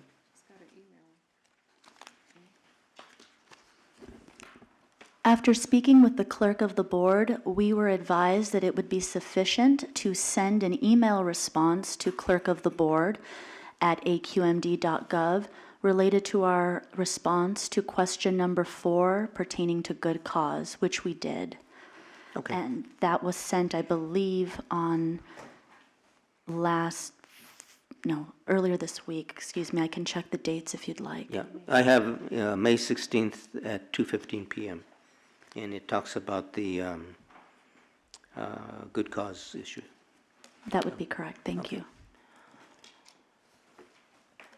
All right, witness has been sworn in. Ms. De La Cruz, you may begin with the opening.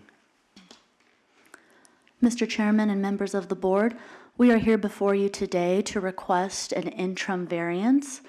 The reason that we are requesting this and that we are doing so without filing the public notice as normally required is because during the period of May 8th through May 12th of 2017, we experienced a loss of grid power related to storms that were sustained in our area. And as a result of those storms, subsequent damage to the power lines that we are solely responsible for maintaining. That damage did require our generators, generator 1 that I will refer to, which is permit number G5629, to operate for approximately 102 hours, and generator 2, permit number G5630, to operate for approximately 106 hours during the aforementioned time period. As of today, we have used approximately 168 of the allotted 200 annual hours for generator 1 and approximately 178 of the allotted 200 annual hours for generator number 2. We began working on the variance on May 9th as soon as we discovered that there was damage that was going to require an immense amount of repair, hence the generator usage. We spoke with Ms. Nancy Feldman, Principal Deputy District Counsel, on May 10th regarding the appropriate types of variance to file for, and had the petition delivered via same-day courier to the Clerk of Board on Friday, May 12th, in an attempt to expedite the process and submit the variance as soon as was feasible. Our interim variance is requested because we have used over 50% of the allotted annual hours over the course of those 5 days, and we believe that we will be in violation of Rule 203B, permit condition number 3, specifically relating to the operating hours, if we believe it to be imminent, whether it be because of weather-related issues that we anticipate that are predominant during this time of the year for our area, and also because we only did the required repairs during that time period that would get us back to normal operating standards. There is still damage to several of the power poles that are going to be highly sensitive to any wind, rain, or snow event. And in the event that that happens, we would have to be on generator power again. Otherwise, we may be forced into a situation that would be a closing of our facilities, as our mountain station does require the use of emergency power for, amongst other things, fire suppression monitoring, septic system, wastewater management, treatment facilities, heating and lighting.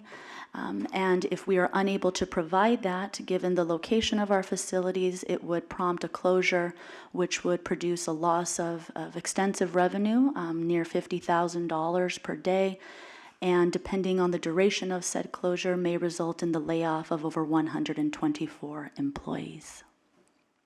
Thank you. Opening. Good morning, Chairman Camarena and members of the board. So the district understands that the facility was dealing with an unforeseen weather event, and that over 5 consecutive days during the past week, they used up over 50% of their allotted hours for each engine. And so, subject to the evidence and the testimony presented here today, the district does not oppose a finding of good cause for the interim variance. Thank you.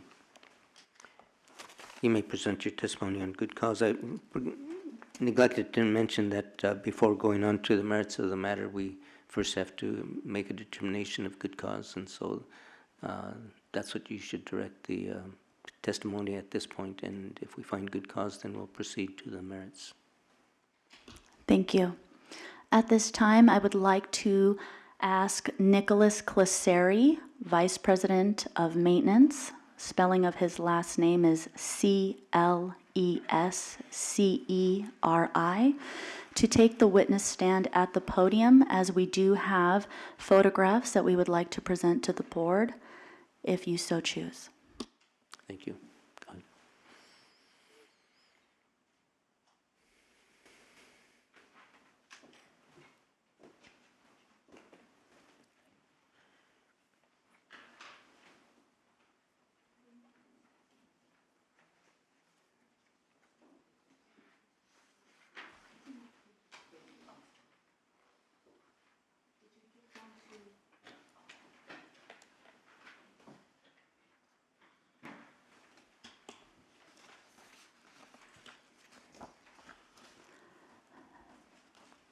Mr. Cleseri, if you would please state your full name, including the spelling of your last name once more, and your title, please. Good morning, still. Nicholas Cleseri, last name spelled C-L-E-S-C-E-R-I, title VP Maintenance. Thank you. Mr. Cleseri, could you please explain to the board the events surrounding May 8th and through May 12th, which required the use of the 100 hours plus for each respective generator?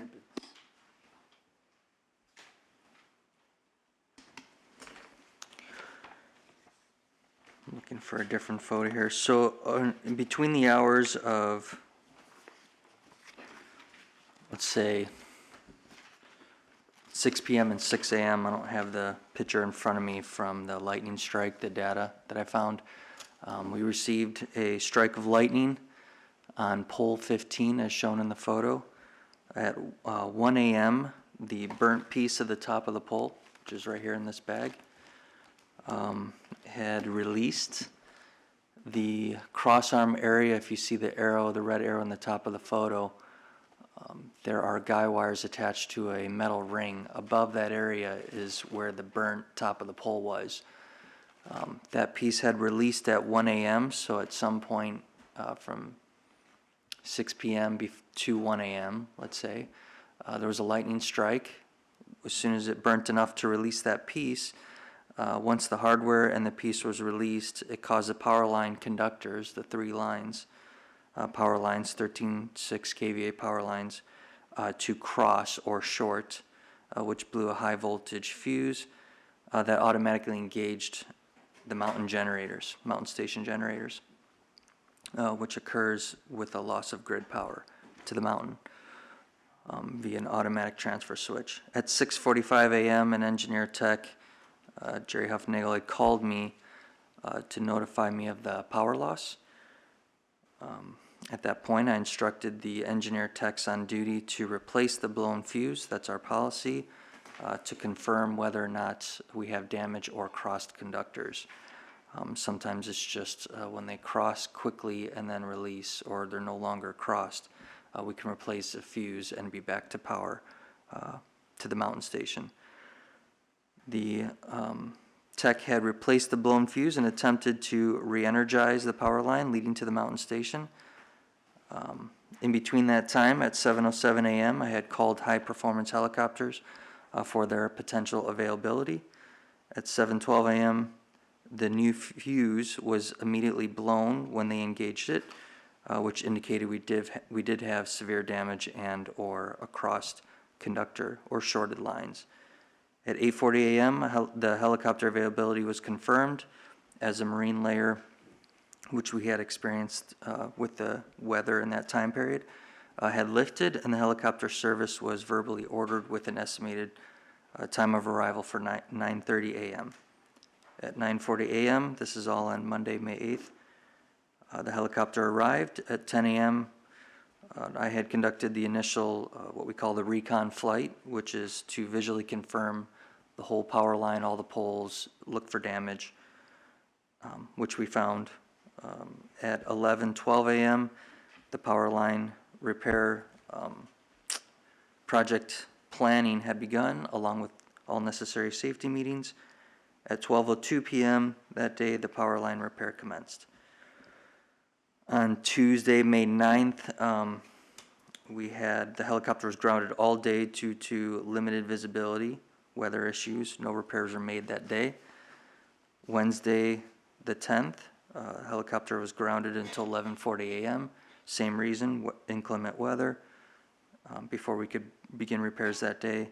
Thursday, the 11th, repairs, we could begin then right away in the morning, but we had to stop at 4:20 due to clouds and fog and inclement weather coming in. It was unsafe at that point. And then Friday on the 12th, we only had fog until 9:15 a.m. and then we could complete the repair of what you see in the photo, which is pole number 15. So basically, when we did the recon flight, we found numerous poles that had been damaged either from the vibration of when pole 15 had released its hardware. We had a loose crossarm on another pole that we could repair that week, and then this pole, which was an extensive repair, we repaired that week. But that does not include other cracks and other minor damage that needs to be repaired. Definitely in 2017, possibly in the very near future. But that's what happened that week.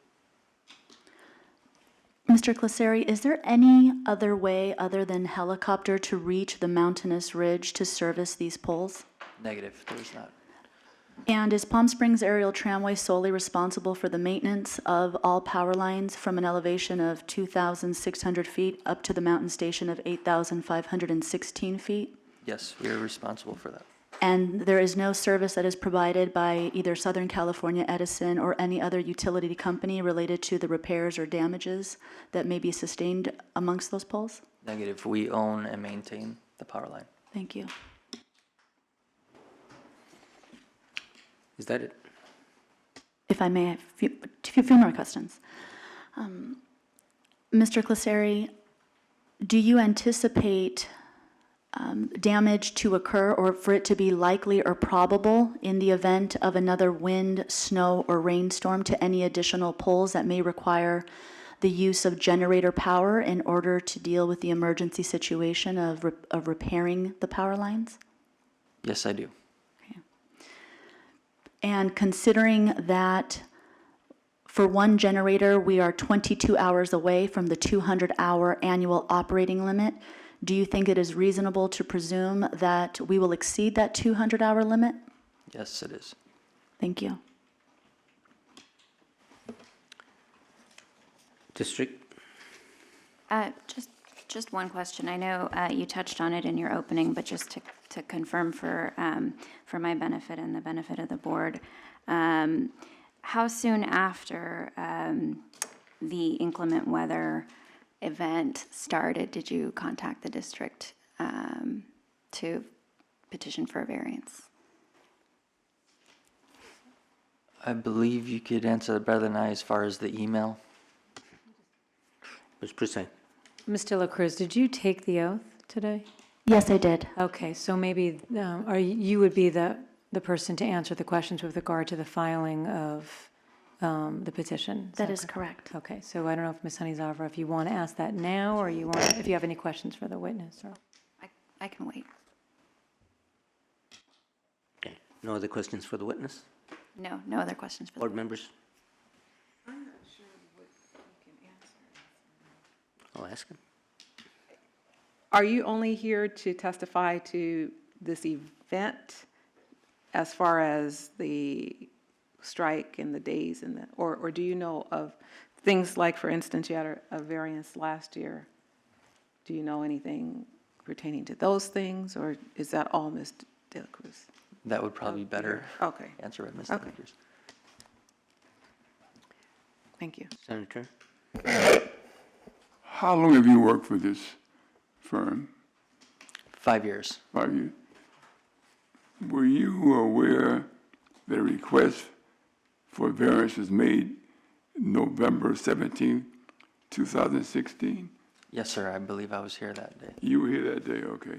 Are you aware then, therefore, that the same language used in that request for variance is identical to the language used in this request for variance? I believe it would be very similar, same situation. Very much so. Yes, sir. Okay. Then this email we got regarding question number 4. You have a petition, you have a problem during May 8th through May 12th, the weather. Okay? Was it raining down there? I believe it was mostly mist. I don't know that we had a hard rain. You got lightning, thunder? Yes, we received lightning from the time period of May 7th, according to the records, May 7th around, let's say 6 p.m. until no later than 1 p.m. because that's when we have evidence of On what lightning day was struck. that? May what? May 8th. May 8th. What about May 9th? Same problem with the weather? May 9th, we were grounded all day due to fog, clouds, mist. We could not fly or make repairs that day. 10th, same time, huh? Same problem. 10th until 11:40 a.m., yes. Well, you know, when you said Palm Springs, I checked that out. And the weather was 90 degrees and so on. But that's in Palm Springs. But also in the Palm Springs area, Tramway Mountain Station. I got the weather. It's very different, yes. And it's, Sometimes 60 degrees. I don't shoot in this storming. You got 42 degrees, daytime 23 at night. That's on the 8th. On the 9th, it's 47 degrees high, 36 low, and you had, the humidity was 77, so you may have had a little drizzle there in the mountain tram area. Correct. That's right up at the top. And then on Wednesday the 10th, it was 52 degrees, not even freezing. And no rain, no rain, no rain. On the 11th, 57 degrees. You're familiar with this, I'm sure. And low 45, 0 rain. On the 12th, the same thing. So I'm not sure you're making your point based on these two things, your request and the weather report. And the tram area, the mountain, right at the top of the mountain. So where's you using all this energy? I mean, Senator, the weather-related storms actually did not take place per se starting on May 8th. It was the subsequent damage from those that caused us to go into a repair state. I have weather reports that show that starting from Friday, May 5th, we had anticipated there being weather-related storms, and though we are in Palm Springs, we're talking about a mountain station or a mountainous ridge up to an elevation of 8,516 feet, which is certainly very different than Palm Springs, which is approximately 500 feet above sea level. So the storms that we were experiencing, both actually in Palm Springs and specifically the mountainous ridge that the power poles reside upon, really took place Saturday, May 6th, and Sunday, May 7th. And in the wee hours of Monday, May 8th, at approximately 1 a.m., is when we experienced the generator turning on because of what Mr. Cliseri had described, which was the lightning strike, as demonstrated in that photograph. The piece of the, is it the conductor? A piece of the pole, of a particular piece burnt and fell off, which Mr. Cliseri has there with him, that was retrieved from the site. So when we're talking about the 100 plus hours of usage that occurred from May 8th through May 12th, the weather during that time is what prevented us from flying via helicopter to the site, but it wasn't necessarily weather that caused the loss of power at that particular point. This was the aftermath of that put us into a repair state, and we needed to fly via helicopter to get to the site, which we could not do until the clouds cleared, as we are located in a canyon specific to where our facility is located. It says here that the sun was shining. This is the weather report for the Tramway Mountain Station. This valid. So therefore, this is the weather report for the area you're talking about. And you could say it's cloudy and so on, but this is sunshine. Can I clarify one? Okay. So again, if you see in the photo the damage which occurred at 1 a.m. on Monday, May 8th, even if we had perfect weather that whole week, that we would have to run on generator for the duration of the repair. So it's not the hours, over 50%, or the hours of why we're here approaching that 200-hour limit would have occurred regardless of the weather. That's correct. Don't blame, what I'm saying here, you're blaming the weather in this letter. Senator, we are not attempting to defraud the board in any way by providing facts that are not accurate. We are relying on our own weather pattern reports and what we had experienced being on the facility to attest to what we are submitting to today. As early as Friday, May 5th at 3:20, our Executive Vice President submitted an email as well to all staff discussing that the cloud base was going to be low and winds would increase to approximately 40 miles per hour Saturday night, with snow showers likely and lows in the high 28 to 35 temperature range. Rain showers will likely continue through Monday.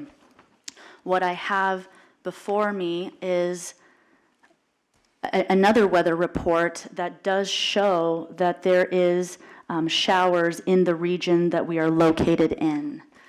And I can submit this to you if you would like for your considerations as well. I'm not disputing the report that you have, but I don't have that directly in front of me. I don't know the source or the location, so I can't attest to that, but I do know what I have and what we experienced directly. And we did have weather-related storms that caused us to have damage and have to run on generator power in order to address that, sir. Well, if you want to see it, you can. I certainly believe you, and I don't know the source, et cetera. I just know what I have here. One final question. Could any other problem cause this failure on the pole? Like some mechanic or human error operations, the tram or so on. Anything else could have caused that? Not to this extent. Not To any extent.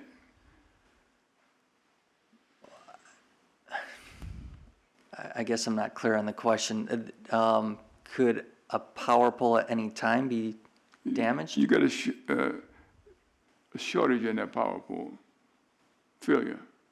Is that? Discussing this particular pole, pole 15 as shown in the photo, the burnt conductor comment with the arrow pointed down to the burnt conductor could not happen unless you had a lightning strike. What about transformer failure? A transformer failure would cause a switchgear to short, possibly burn up, but that's not out in the power line. It would cause fuses to blow, which it did, because we had the short up on the hill.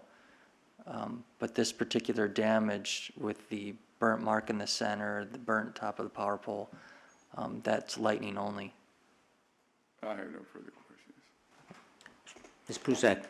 Perhaps it would be helpful, I don't know if you were planning on it, but to pass around the burnt part of the pole so that the board can take a look at it.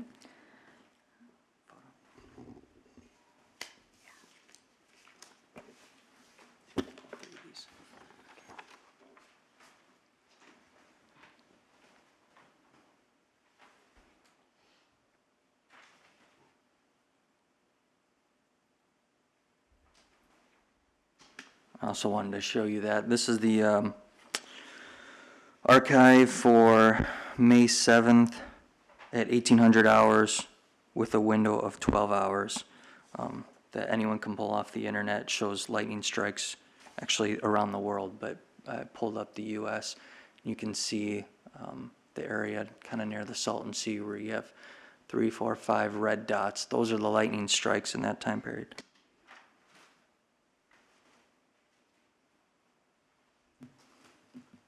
Thank you.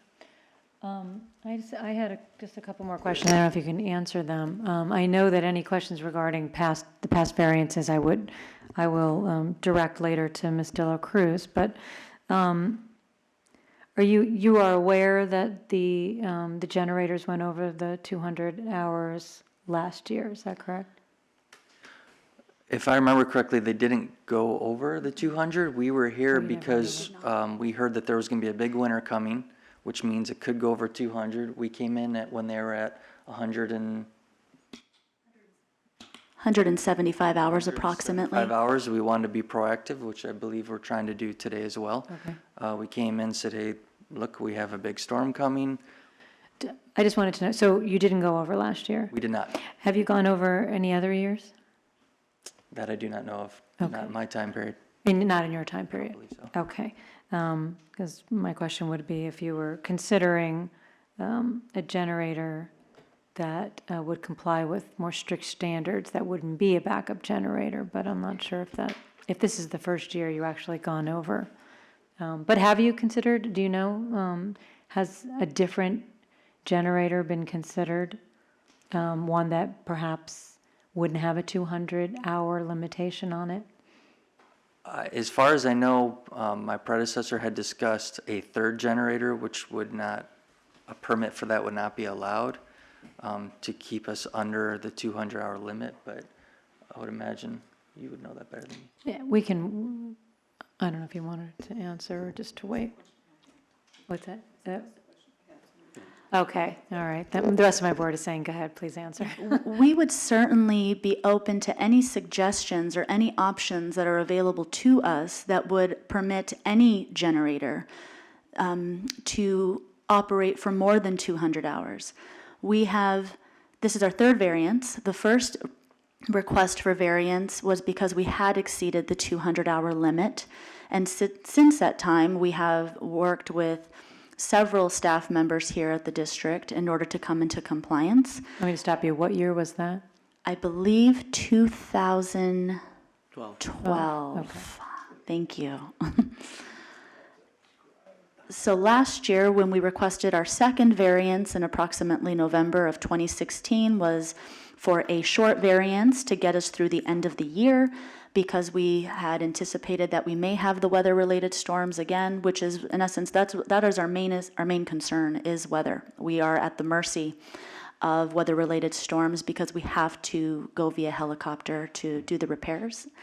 And we did not end up exceeding the 200 hours during that time. And as of today, we, again, as stated earlier, we have not yet exceeded the 200 hours. But considering that we still have 7 months, or 6.5 in essence, to go before the end of the year, considering the amount of damage that we know is still present on the power poles, and that we haven't even hit our winter months yet, it is very likely and probable that we will be exceeding that 200-hour limit, which is why we're here today. Rather than certainly coming after the fact. We want to be proactive, and we respect what the district and the board has to say. When you say it is the severe, either, I don't know who can answer this, but it's the severe season, I believe you said, and that's why you believe it's imminent. It's not the winter season right now. So what makes this season a more severe season and one that would make it more imminent? We tend to classify this as our windy season. This is when we have winds that exceed 40 to, I'd say a range of 40 to 60 miles per hour. And when the wind tends to blow to those degrees, we have what Mr. Cliseri has described, where you have the lines that slap or cross over. And so that makes it susceptible to the generators powering on, which is the automatic feature because of the emergency operational considerations that we have to have for the mountain station. Like I said earlier, fire suppression monitoring, wastewater treatment, etc. Also considering heating and lighting, because at any given time we could have over 2,000 customers at our mountain station, which resides in the state park.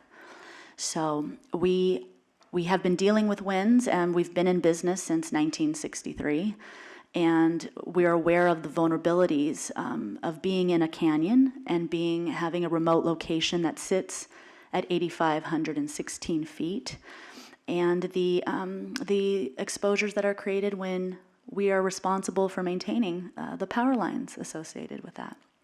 So now that we are aware, I think more clearly of what the district expects from us, what the permit provides to us, we want to make sure that we're doing everything within our power to address those issues, and also taking into account that closing down our facility, which would be the alternate solution to this if we're not able to operate in excess of those hours for emergency situations, would seem to be detrimental to several staff members, detrimental to the state park, which receives $1 for every ticket sold. And considering that we're on track right now to have over 600,000 riders for this year, it becomes a very economic hardship to several parties involved.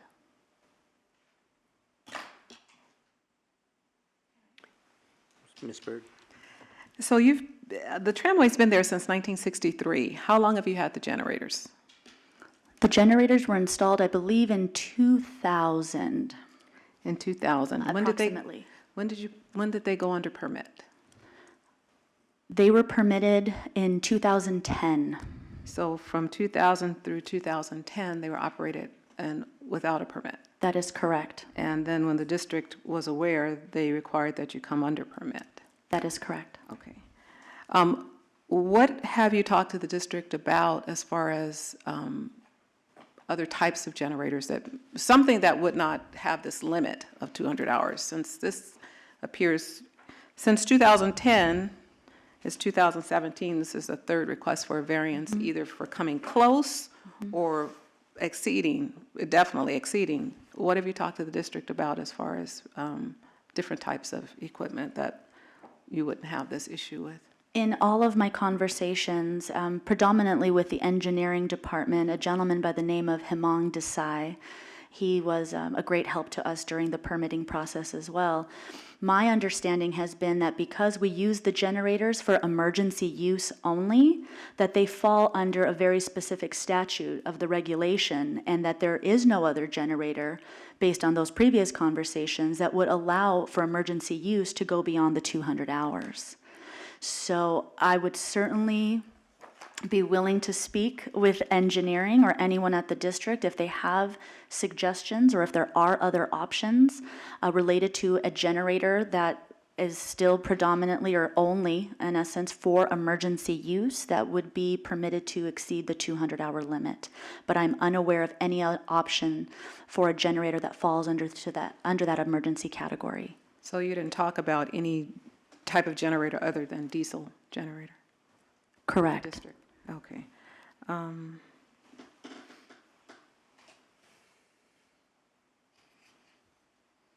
No, that's all my questions, thank you. Any other questions on good cause? Ms. Bruce? It is, because I still want to make sure that I feel it was not avoidable, but the conversations that you've had with the district have been about, obviously, if it's an emergency generator, it can't go more than 200 hours, but have you had the discussion with the district that, of why that limit of 200 hours is on emergency generators, and that generally they don't meet particular standards? And if you brought in a different type of generator, it wouldn't be in that emergency classification. Have you had that type of conversation? No, the extent of the conversation has been that if, regardless of the type of generator, whether it was electrical or diesel or whatever the case might be, that if it fell under the parameters of emergency use, which those mountain station generators are, that 200-hour limit is applicable to any party or any agency. And that's the 200-hour operating limit. So we have not had any further discussions about if there are alternates that perhaps don't fall under emergency usage. But we would certainly be willing to do whatever would be necessary to get into compliance so that we're not having to be here as often as we have, certainly requesting these types of considerations from the board. Ms. Berg? Did you keep any records of your generators' operating hours prior to having a permit from the district? Yes, we did, and I don't have those with me per se. My predecessor would be the party that would have been maintaining those or archiving them, but I'm sure we do have them on file somewhere. I had assisted with the permitting process in a previous role that I had with the tramway, and that's when we finally got everything up into compliance and paid all of the appropriate fines, et cetera. So I have been part of this process from the beginning, if you will. So how long have you been there? 14 years. 14 years. So in the time that you have been there, even though you don't have the records, do you have any ballpark idea of how many hours the generators may have run during that time? When we went to permit, I do recall that we had reviewed the previous 4 years' worth of logs at that particular time. And what we saw that there were variations. There were some years, and because the use of that is really all weather driven. So there were some years that we had exceeded 200 hours. There were other years where we had 75 hours. So there was, if I had to give you an average, it would probably fall within the 100-hour range if we were going to make that type of assessment. Okay, so in those 4 years, you know of at least more than one, at Yes. least 2 years that it exceeded. That is 100 correct. hours. And mostly predominantly because of the repairs take time, whether to order the helicopter, make sure that the weather is clear for and safe to transport the crew, and then depending on the extent of the damages. May I ask a question of Mr. Clisari for the board? Yes. Mr. Clisari, can you tell us approximately how many poles are we responsible for servicing along that mountain ridge? 39. Thank you. So depending on how many poles are damaged, it can also determine the extent of the project related to the repairing that. In this instance, we were able to get back on normal grid power, but it did take 5 days in order to do that. Doctor? I'm not very good at this, but, the question may have been asked and answered or implicit in the conversation. Is it your understanding that engineering or the rules of the district only allow you to have 2 generators, each with 200 hours? It is our understanding that emergency generators, regardless of the quantity, only are allowed for 200 hours per year as far as the operating limits as defined in Rule 203B. May I pursue this? So my understanding, so you have a total of 400 hours, is that correct? Or if you have 2 generators, you still only have 200 hours? It is 200 hours per generator, and they operate in tandem. Yes. Now, the question is there a district prohibition or restriction on the number of generators you can have? We have In other not, words, can you have 6 or 5 or 3? we have not been apprised of any limitations related to the number of generators that we could have. We have several engines at our facility, and so long as they're permitted, I don't have any reason to believe that they would be prohibited. So the engine will drive the generator to produce the electricity which you can use, and then you're limited by the number of hours for that generator. Is that correct? Could you state that once more, please? The engine drives the generator which produces the electricity which you use in an emergency. So for each generator, you have an engine, is that correct? In this particular instance, there is no engine. We're relying on grid power directly to service the mountain station, and in the loss of that is when the generators turn on. Okay, fine. And how will the generators regenerate their power, the power that they give? Mr. Clisari? yes, thank If you you. would, please. You are correct. There's an engine that drives a generator, which gives the power for the building. There's a separate engine that drives a separate generator, which gives power for the tramway. So let me just take this from the sublime to the ridiculous, or maybe the ridiculous to the more ridiculous. Conceivably, you can have a motor dealership where you had an engine for every generator, and you could have multiple generators. Is that not true? In other words, to get around the 200, let's say you need more than 400, you're worried that you need to have more than 400 hours. Can you not buy or invest in a generator and another engine to power that generator so that you would have 600 hours? On an emergency basis. I agree. I would say worst case scenario is if we could not run the generator for the mountain station power past 200 hours, I would rent another generator and hook up, and bring it up via helicopter or the tram, park it right next to the other one, and then attach it to the power at the mountain station. So yes, you are correct. We could have multiple generators.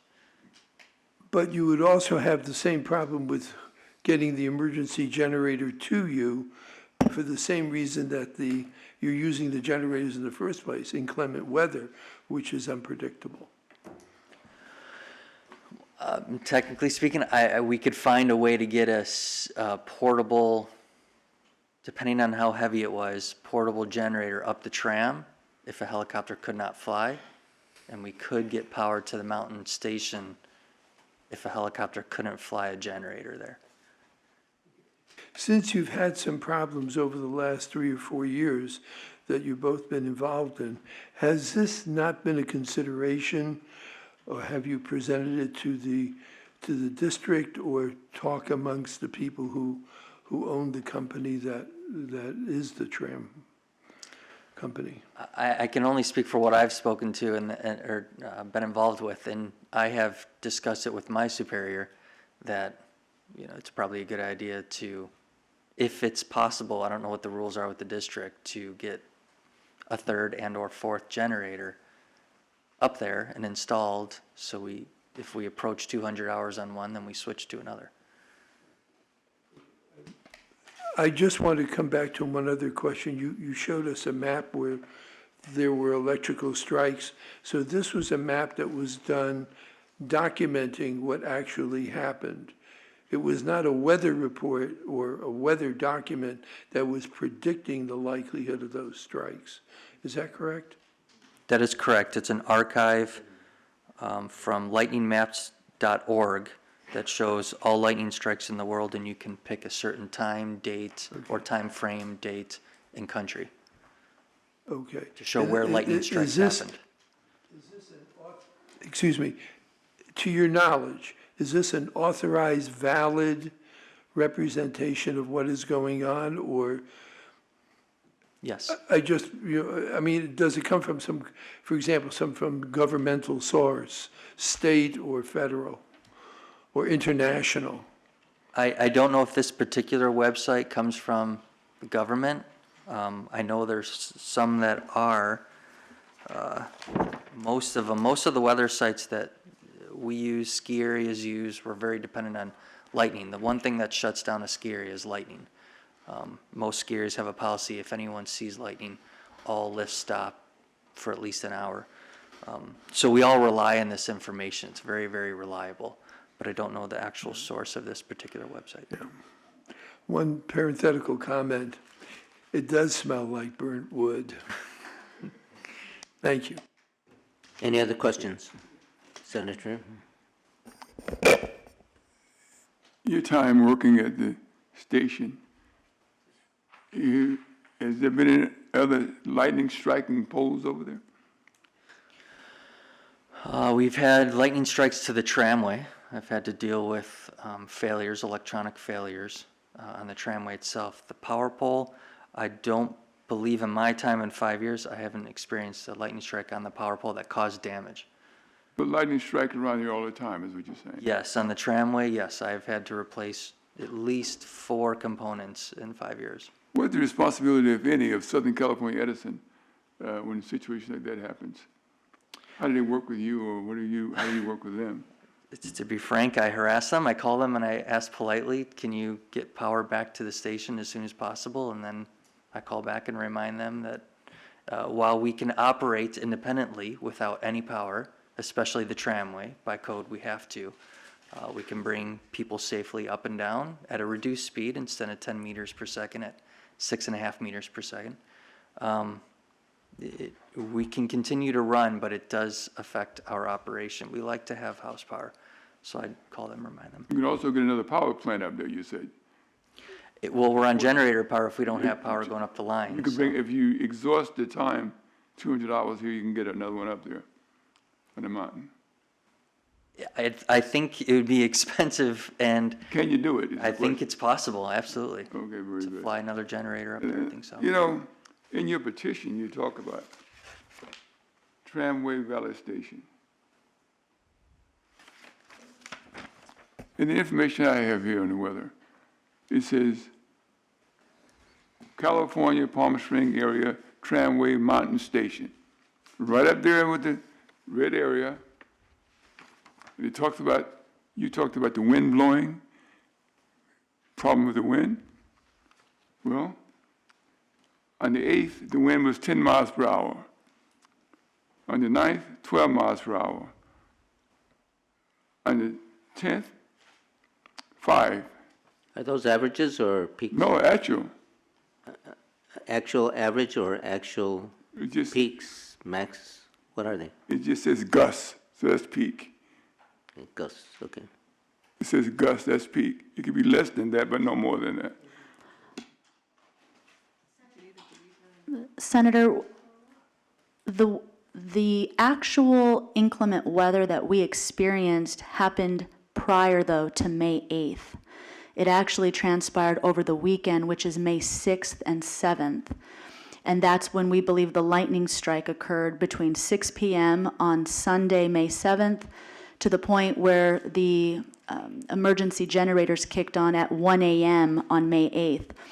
So when we started the repairs on May 8th, the weather issue wasn't necessarily that it was windy, as described by Mr. Cliseri, is that there was clouds and fog in the canyon that prevented the visibility necessary to transport the crew via helicopter between the 8th and the 12th. But the weather occurred on that weekend prior to that date.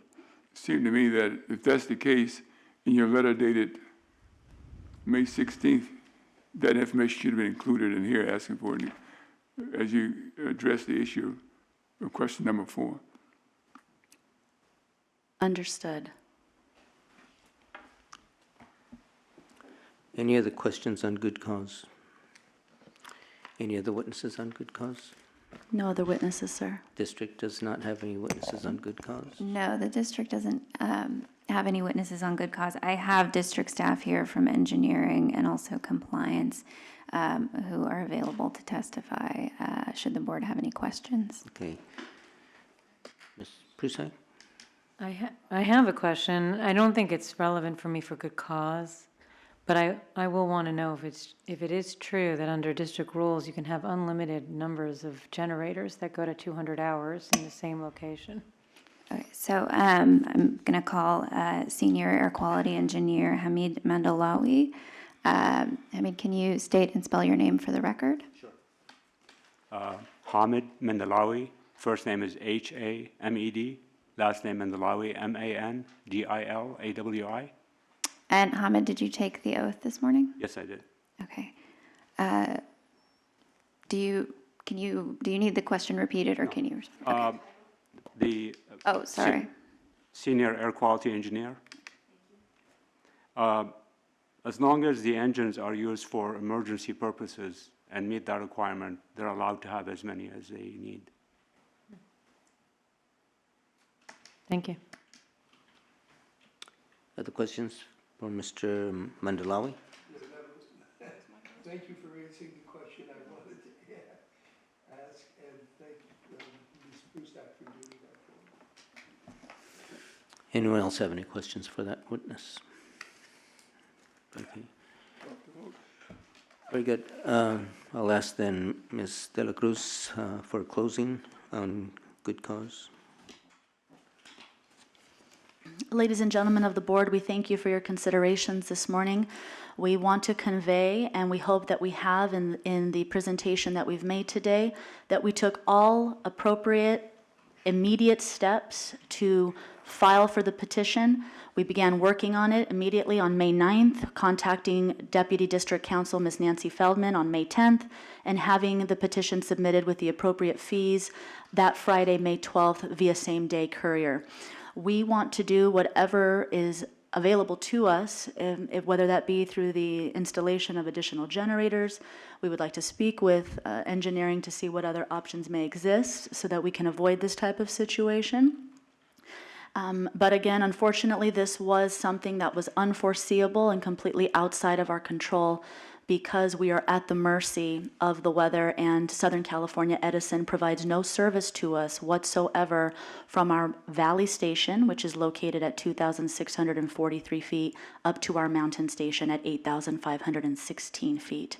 And so because those reasons, we feel that we need to enter into an interim variance, because we believe if we are not granted that, we will end up being in violation of Rule 203B, and we believe that to be imminent.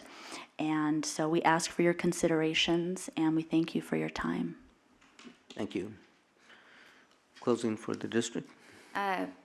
Based on the evidence and the testimony that was presented on good cause, the district does not oppose a finding of good cause by the board. Thank you. Before we go further, the photograph distributed by Mr. Hunt showing a power pole, damaged power pole, will be marked as exhibit number 1. Deliberation on good cause, board members. Ms. Prusak. I do believe we can find good cause to proceed in the absence of notice to the public. I think as far as the first finding we need to make as to whether there is a violation, there is none. And it's a close call as to whether it is imminent. However, we don't want it to go to the other end where they go over and we say, why didn't you come in sooner? So based upon Ms. De La Cruz and her testimony regarding the season being the windy season, and these poles being, I believe she said, Mr. Clasari said 37 poles that are, 39 poles. A lot of poles that are within their domain to service, and a lot that can go wrong. I believe we can make the finding that it is imminent, that this they may go over. So I'm willing to do that. The circumstances leading to the violation could not reasonably have been avoided by petitioners. I find that to be on the fence. I do believe that last year they needed to come in, but they did not go over. 2010, they did go over. 2012 did go over. Not permitted till 2010. So there's a lot of going over, and I do believe that at this point,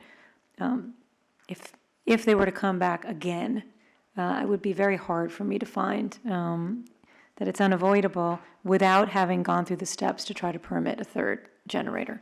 But at this point, I think I can make the finding this storm, this lightning strike seems to be particularly damaging, and I believe the credibility of Mr. Klasari, who testified that it was not flying conditions for a helicopter until it could be taken care of. So I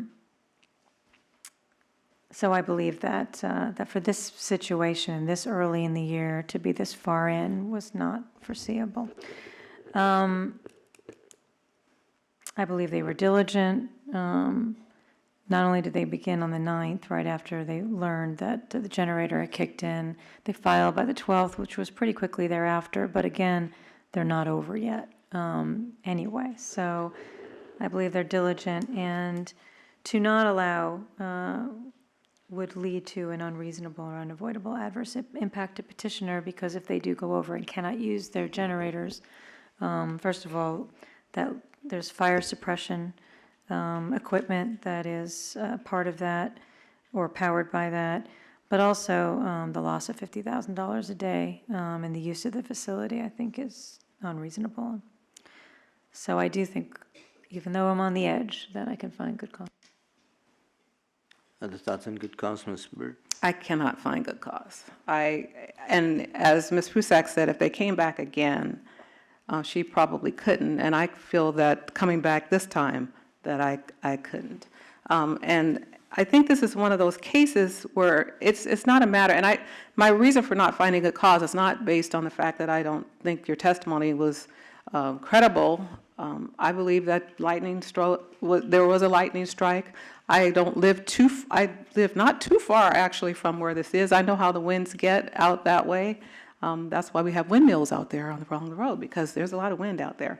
But what the health and safety code says is that it has to be persuasive evidence. And for me, the evidence was not persuasive as far as anticipating sufficient time to provide public notice, because I think that this facility was not permitted until 2010. This facility had generators prior to that. And in the 4 years, at least 2 of those 4 years prior to having a permit, where there are records, they exceeded 200 hours. So they knew, at least in the last 7 or so years, that they've either come close or they've exceeded the 200 hours. And in the discussions with the district, while I believe that you may have had discussions with the district, maybe this question didn't come up as to how many generators can we have, and how much room do we have if we could put generators in, what other type of generator could we put in, those types of things. I'm not sure if that came up in the discussion, but I think that this is one of those situations that could continue into perpetuity if we don't say no variance.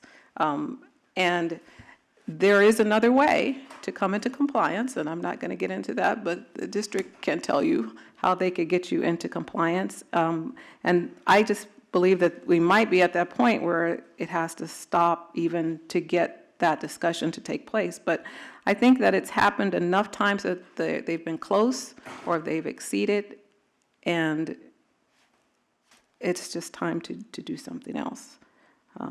I think they should have known. If they've had at least 3 exceedances in 7 years, and then some close calls, that they should have known, and that there should be something, they should have been moving in a direction to not have this happen again. Any other thoughts? Senator, and then Ms. Prusak. No, Ms. Prusak. Question. I found what Ms. Bird said persuasive. Do we know, I'm just wondering, I don't know if we heard testimony on it or if anyone knows on the board, perhaps Chairman, if you know, or maybe Ms. Bird, you know, is portable equipment an option at this point? I don't know that it is an option, but there was testimony that said that that they would do that if they had to do that. So it makes me think that either they believe it's an option, or maybe it's been pursued. I don't know if it is an option. The district would have to say what they could use, but it just makes me believe that maybe that could be an option. We don't have any testimony on what I'm about to say, but if the board wishes, might reopen for confirmation. But where did the 200 hours limitation come from? I believe that that came a long time ago when emission limits were being established for diesel engines. And some people felt that, well, if your engine is simply for the purpose of emergency and it's going to be used rarely, why do we have to install expensive emission control equipment? And so I believe that an exception was made for generators, internal combustion engines powering generators, so that if indeed was for emergency purposes, okay, it's maybe a less strict standard, but limited to 200 hours. So I believe that that with emission control devices or a different engine, that they can satisfy the requirements with just one engine. Ms. Brissett? That was that's what I had thought, but, I mean, maybe it should have been a question asked of the district, because Mr. La Cruz did not seem to think that was the information she had been given, but it sounds right to me. Mr. Chairman? Senator? I raised some issues, asked some questions during the testimony of the witness, and I reviewed the letter that was sent explaining why question 4 should be a good basis of a good cause. And the testimony also states that the incident occurred the 5th, early on, before the 8th of May. And therefore, they had full knowledge of it at that particular time, that there was a problem. The pole had been zapped, it was done, not operating, but the dates they gave was from the 8th to the 12th.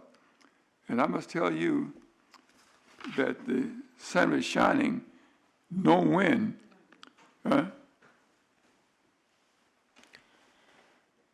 based on this. We have sworn evidence. Okay, well, I'm going to be influenced by the weather report that I got for that station. And I don't think that good cause. I don't know why the pole was zapped, why the pole went down. There's got to be some reason why. And it could be by the weather. I don't know. The weather doesn't look like we had a weather problem. Thank you, Mr. Burke. Thank you. I think the testimony was that the problem to the pole occurred prior to the 8th. This I can tell you, that weather changes abruptly at high altitude. If you've ever been backpacking or skiing or hiking at high altitude, you know that it might be clear, and a couple hours later, you may be in a severe storm. May I comment, Mr. Chairman? Sure. You go backpacking? I have, yes. Were you young? I can't do that. Well, we all have our limitations.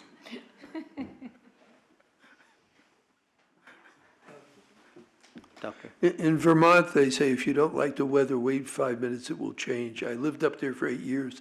I can attest to it.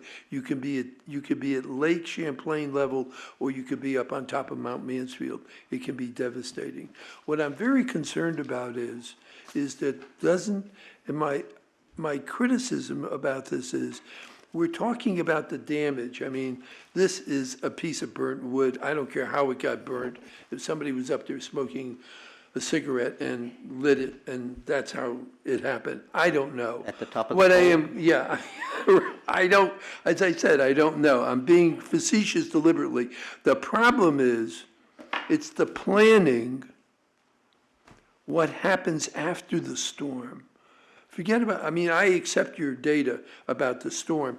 It happened before everything went, but the response was the problem. That's where you're burning up the generator. You can't get up the mountain because you don't have, it's not sufficiently safe because of the weather, the unpredictableness, the unpredictability of the weather post the storm, post the injury, the insult to the pole. And that's where you're burning up your hours. So I mean, my feeling is I will give you the benefit of the doubt now, and I find good cause on rocky reasons for this. But I do think, as a comment, one should perhaps consider, and this is a rhetorical comment, that you need to deal with having more horsepower as an investment. You need more than 200. You can't come here every other year or every year with this issue about this, because now we are in a different weather pattern than we were 10 years ago. And we understand the weather differently when the district set up these rules for the diesel engines, which control, about how good they are and how many hours the generator should run. Life has changed, and you could argue that the district's rules should change. That's not what we're here for. We're here to try to settle your argument. And my only appeal to you is to strongly consider having more generators available, not on an emergency basis. You make the investment, and I'm not sure you need an engine for each generator. If each engine goes in tandem, one goes out for 200 hours, the second one goes out for 200 hours. You don't need a third engine for the third generator. You can hook the engine, excuse me, it's the engine has limited for 200 hours. So I'm sorry, you need three engines. That's an investment, I think, worth considering.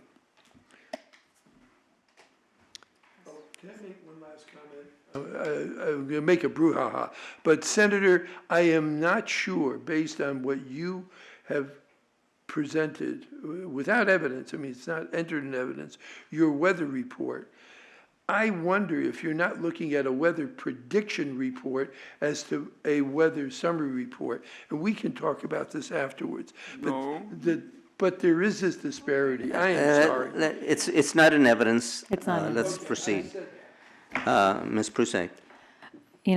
I just wanted to say, for the record, there's a reason why there's 5 members of this board, and Ms. Bird has been very persuasively convincing me that what I originally thought probably was not the proper analysis. I think I have been convinced that, and I was throughout, and I had the questions, and I gave the benefit of the doubt, but I just wanted to state for the record, I am switching my thoughts. I think this is an area of extreme unpredictable weather. I believe this is an area where there are 39 precariously placed poles that are under the authorities' purview to keep up and working. And it seems that after there have been many years in a very short period of time where the 2 generators at 200 hours just simply have not been sufficient. We've heard that we've heard confirmation from the district that they can always bring in a third generator and figure out where to put that, and that would take care of the problem.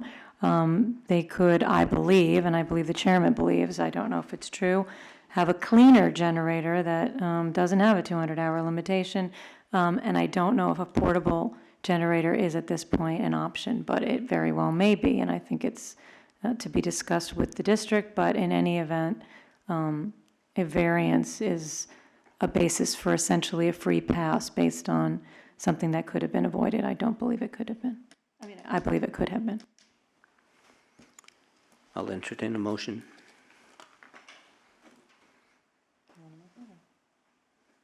Ms. Byrd? Okay, in the matter of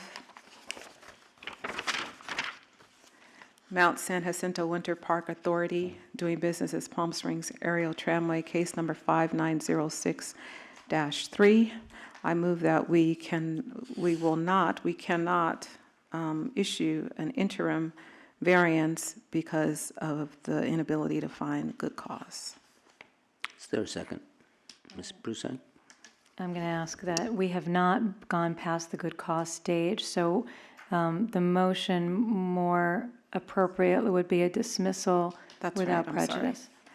Okay, dismissal without prejudice for the reason of not finding good cause to hear this hearing, interim hearing, in the absence of notice to the public. Ms. Brussac?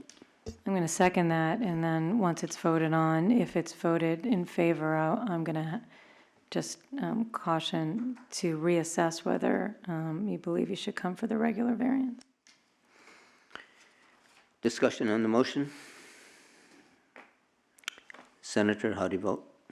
Aye. Doctor? I vote nay. I'll vote yes. I believe that there was some miscommunication some time ago that persisted, and unfortunately, and that the issue of doing something else to avoid the 200-hour could have been discussed, but the idea of that was, or the thought that was arrived at through what I believe was a miscommunication persisted. Yeah, I do believe could have done something else. So motion passes 4-1. And Ms. Brussac, you had something to say? Well, two things. I think it was brought up that I believe that the petitioner should probably speak with the district and see what the options are at this point, because I'm sure that there are some options to be had.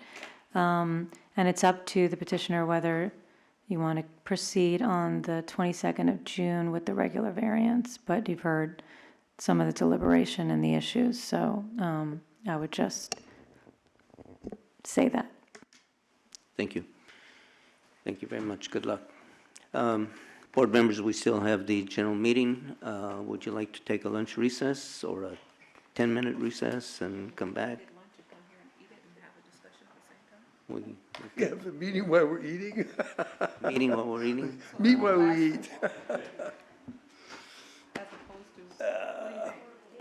love to. It's up to everybody else. I have food. I do that. You're hypoglycemic. Pass that down to again. the doctor, please. What's your thoughts, I Senator? would love to get home sooner if I could, I'm flexible, but. Let's do this. Let's take a 15-minute recess, come back here and do the general meeting. Be on TV when we're eating your food? Not for our If, general meeting. if you want, yes. Well, but then they know I eat, and I don't want them to know that. up on you with your mouth. We're not. I love you, but you're wrong. What's that? Okay, you missed the wrong word here. Forecast. This is all The forecast. hearings are That's where you adjourned. have a We do have our general meeting to proceed in 15 minutes, and that would be at 5 minutes to 1. Right here. This is the forecast. That's why I knew it was wrong. No. That's why I thought it was wrong. Anyway, it doesn't matter. I love you all, and you're all wrong. You didn't give him a chance. You didn't give him a chance. That's fine. That was my initial thought. That was the previous week. Previous week forecast. I found your argument very persuasive, but I think you have to tell them now that they're on call. That would have been my argument. There are other ways for them to come into compliance, and hopefully the district will tell them how to do it. Or they all just have to pay the penalties. What's this? Okay, I'm going to get something. 5 minutes to 1. So how long do you think this meeting is gonna take? It all depends on, I'm going to talk Me. really fast. 5 minutes to 1. Ed, Do you want me to put on there? I didn't leave a are you good today? This is good today. you were fabulous. Oh, come on, you're just putting me on. Oh, You're man. like my patients. Could it help me about this chair or not? Can't get up. You think we're gonna be done before 2, Julie, you Ed? can't get up, help me. She knows. I'll hold this and you can. Ed, Oh, you man. think we'll be done by 2?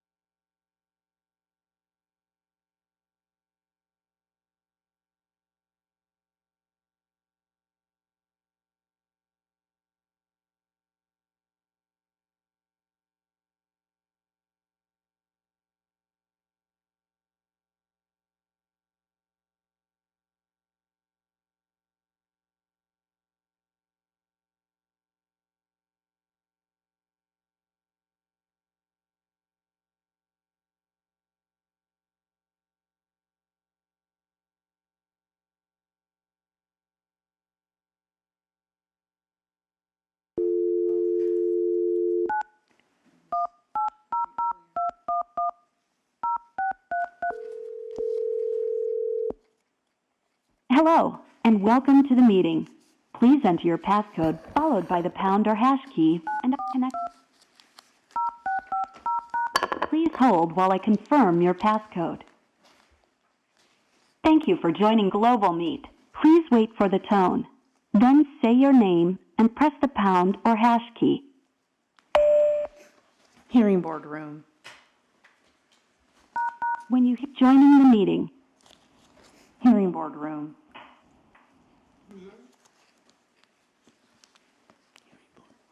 Hearing board.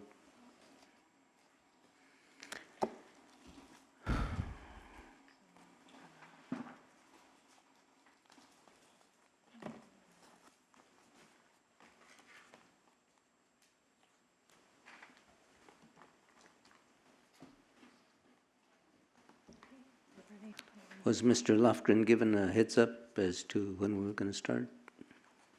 No, he didn't, after I sent him the agenda, he did not indicate. Okay. All right, we'll call the general meeting to order. Today's May 18th, 2017. We have two items on the agenda. First one is the proposed changes to the request to present public testimony card. Ms. Byrd. We'll distribute those copies. As was discussed at the last meeting, in an effort on the part of the hearing board, recognizing what our limitations are in informing the community about what we might consider to be high-profile cases, we decided to at least do what we could do as a hearing board. And on the hearing board card, we wanted to make one change, and that change is being proposed on the handout that you just received. At the bottom, it says, by checking this box, I am requesting to receive notification of subsequent hearings on this matter by email at the following email address. And if a person happens to come for a hearing, they can check this box, and then a email group will be prepared by the clerks and sent to them to notify them of subsequent hearings on the same matter. So they would put the case name and number. I'm assuming case, it says case name. It doesn't say number, huh? Okay. That's another thing that's been brought up. Should we amend that part of it so that it says? I think people just put the numbers, don't put the case, don't put the Okay. name, don't, you know. So as long as there's some identifying information, that's. so. That would allow for, in the instance that they just put the case name, are you suggesting that that means they get anything that comes up for that case name? No, because we'd be associating it with that day. That day, whatever okay, hearing was on that okay, day. okay, as long as that's clear. Okay, so on that day, whatever the case number would be, they would receive notice of anything that comes up, of any hearings that would be scheduled on that same case number. I think this includes the information that I suggested last time, and I think that it would serve the purpose that I had. I don't know what anyone else might think. Any comment? Everybody happy with it? Senator?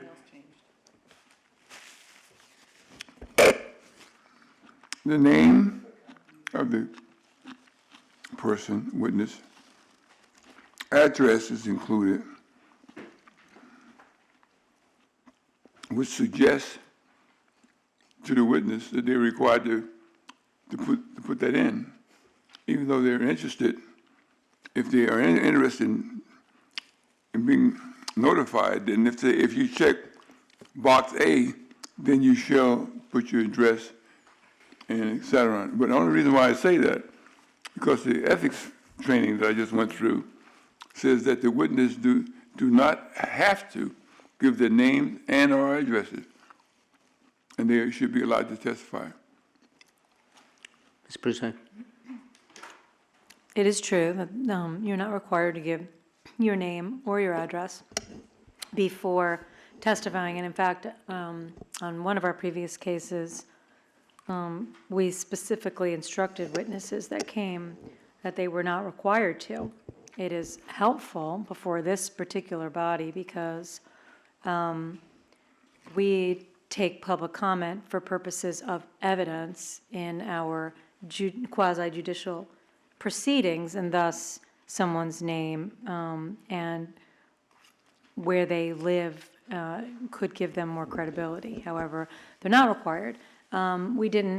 This is not related to the change that Ms. Byrd is raising now.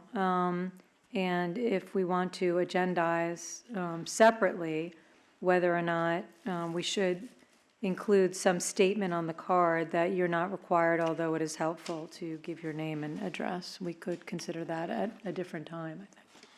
I think we should consider it at a different time, and I think the consideration should be just adding the word optional in parentheses after the word address. Then if you considered it another time and not at this time, that means you're going to put two boards up there, two cards up, if a person that they can fill out or not fill out at all. Or you can announce, however, that they don't have to give their names and addresses. If you want to do that, that's fine. You meet the legal requirement by law, by state law. If you make that announcement, they can still testify, and they can give their names and addresses, or they can withhold and still testify. If you make that announcement, then this applies, this is applicable. Let's see if I understand what you're suggesting.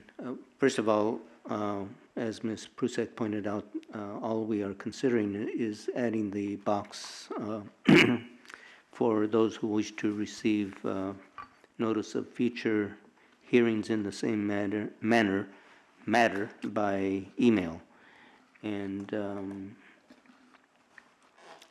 so are you suggesting that we proceed with a decision on that and come back on the address issue? It's real simple. You can announce prior to the testimony. Oh, okay. Until the And of card course, is changed, yeah. I have no problem with his amendment. But the reason why I raised the question, Mr. Chairman, I talked to you about it separately before, that Aliso Canyon situation where the attorney was demanding written that we supply them all the names and addresses, and the people were concerned about the fact that they would be harassed. In the case where there's litigation and they were involved in litigation, it was understood that, yes, you could provide that to them because they were... Turn your mic off. But in the case where they were just coming to testify and they have a right to do that, and then not knowing that they could withhold their name and address, they provided it to us, and then the attorney for the attorney sued to make sure that we provide them all that additional information. The district acquiesced and gave them their addresses and telephone numbers. Mr. Chair, if I may, there are also a few other additions that have been requested some time ago, and there's various iterations of this card going around.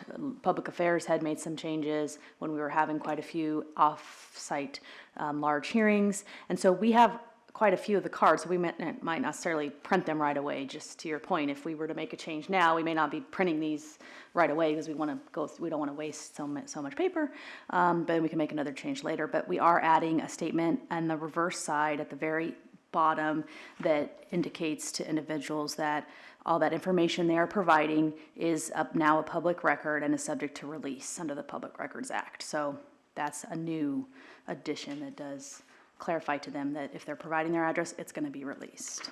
Then you can also indicate that it's not required. There's nothing said, it's not required, but what you are providing can be part of it. Oh, that's fine. If it says the information you provide is not required to testify. However, period. Ms. Prusek.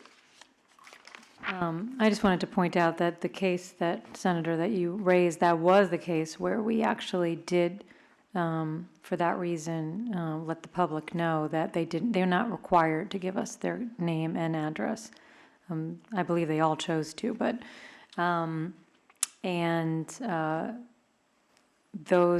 there was protection put in place in that case, where those names and addresses could not be used elsewhere other than for that particular case and for a particular reason. But I don't see, if it's only going to be printed once, I think once we're done discussing Ms. Bird's change, I don't see any reason why we can't discuss the other change. I just wanted to look at the. Today. Yeah, can I see that?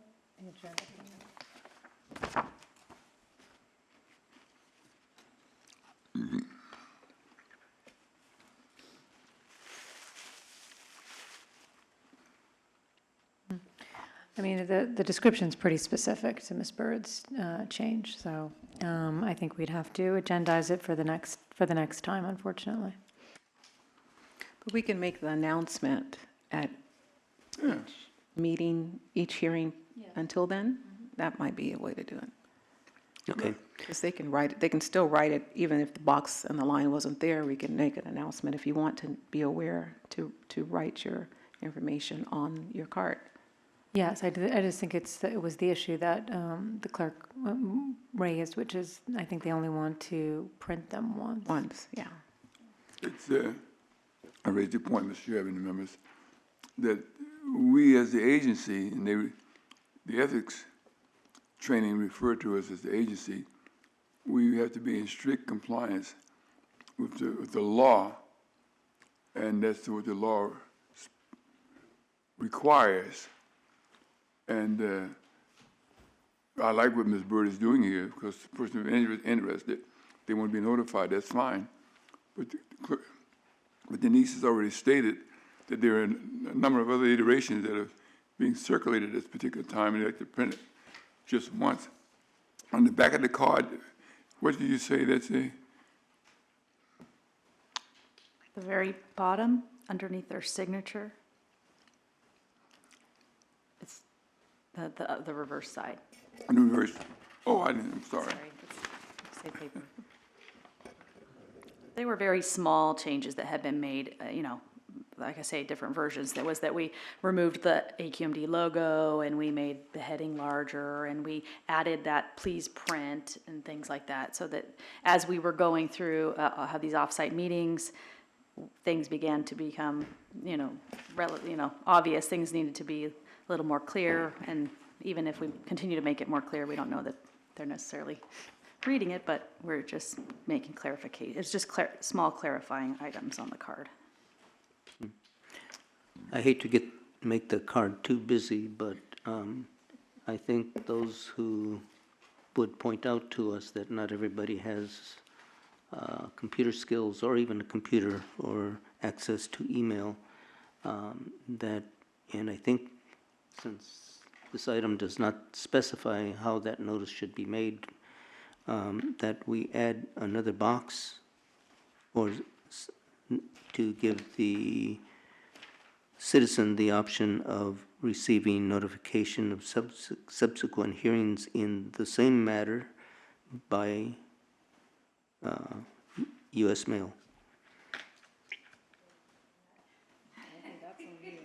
I think we were trying to avoid making it, because then that would be that if a hearing is scheduled for the next day, we don't have a way to get them, it's the timeliness there, then we can't just do a blast. So, and it's not additional work where the mail would be additional, cost and work, but we can figure something out. Thoughts on that? Yeah, I'm sorry, go ahead. I'm torn because I like what we have here. However, it's required that I take that training program. In the training program, they said the witness does not have to even give their name if they don't want to, and our address. And yet you're saying here, instruction, as you begin your form of testimony, please state the following. So they're not given an option.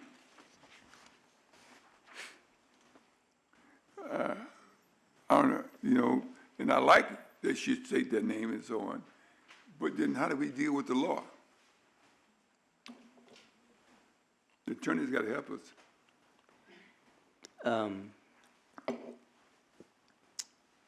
Made a mistake for make me take that training. A little knowledge. A little knowledge just go along.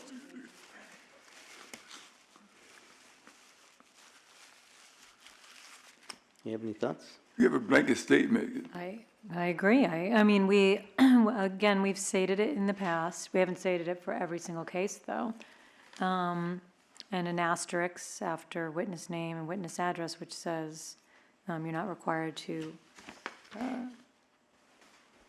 give your name or address before testifying, or in order to testify would be fine. But I don't know that we can raise that today without it being, I don't know that it matters. I'm not really sure. We're talking about the card. My agenda item was very specific. Very specific. You're right. All right, let's agendize the, for next time, the issue of making optional the witness's name and address. And in the meantime, the legal member and/or a chair can be sure to add that after every hearing. Okay. It says your name, your full name, but it doesn't say your your legal full name. So anybody could get up there and say, I'm John Jones or Jane Smith. And they, what, because you're sworn? Yes. Okay, that ends. Otherwise, they'd say they're Nate Holden. That'd be a problem. Nobody would say that. All right, I'll entertain a motion with respect to Ms. Bird's item. I move. I have no problem with that. Okay. It just happened. You gotta. Can I take that as a motion? What's the motion? Did I have no problem with that? Yeah. Yes or no? Okay, I'll make a motion. I move that we adopt the change to the request to speak card proposed by Ms. Byrd, but that we hold off on printing it up until we can have an agenda item to discuss other changes. Is there a second? Doctor, a second discussion on the motion? Ms. Byrd, you? Yes. Senator, how do you vote? Aye. Okay, and Ms. Prusak? Yes. Motion passes 5-0. The next item is, and I forgot to ask if there's anybody who would like to speak about that thing that we just did. Well, I think I have to wait for the public comment period because my remarks do have to go to public notice, but it's more expansive than the agendized item. Next item is a presentation by Ms. Byrd regarding a webinar. I'm going to run through this kind of quickly, and if you guys have any questions, I will refer you to, I believe they plan to tape I think they taped the webinar, and they plan to put it on their website, so if I find out that's the case, then you can look at it whenever you want. But I participated in a webinar on Friday of NALJ, and it was given through the Judicial College in partnership with NALJ, and it was free. That was the best part. It was free. And we went over some things that you may have heard before here and there. There were 2 sessions, the first and the last session. There were 3 sessions total, but the first and the last session were similar to some information I may have heard from them before, but I'm going to just touch on a couple of those things.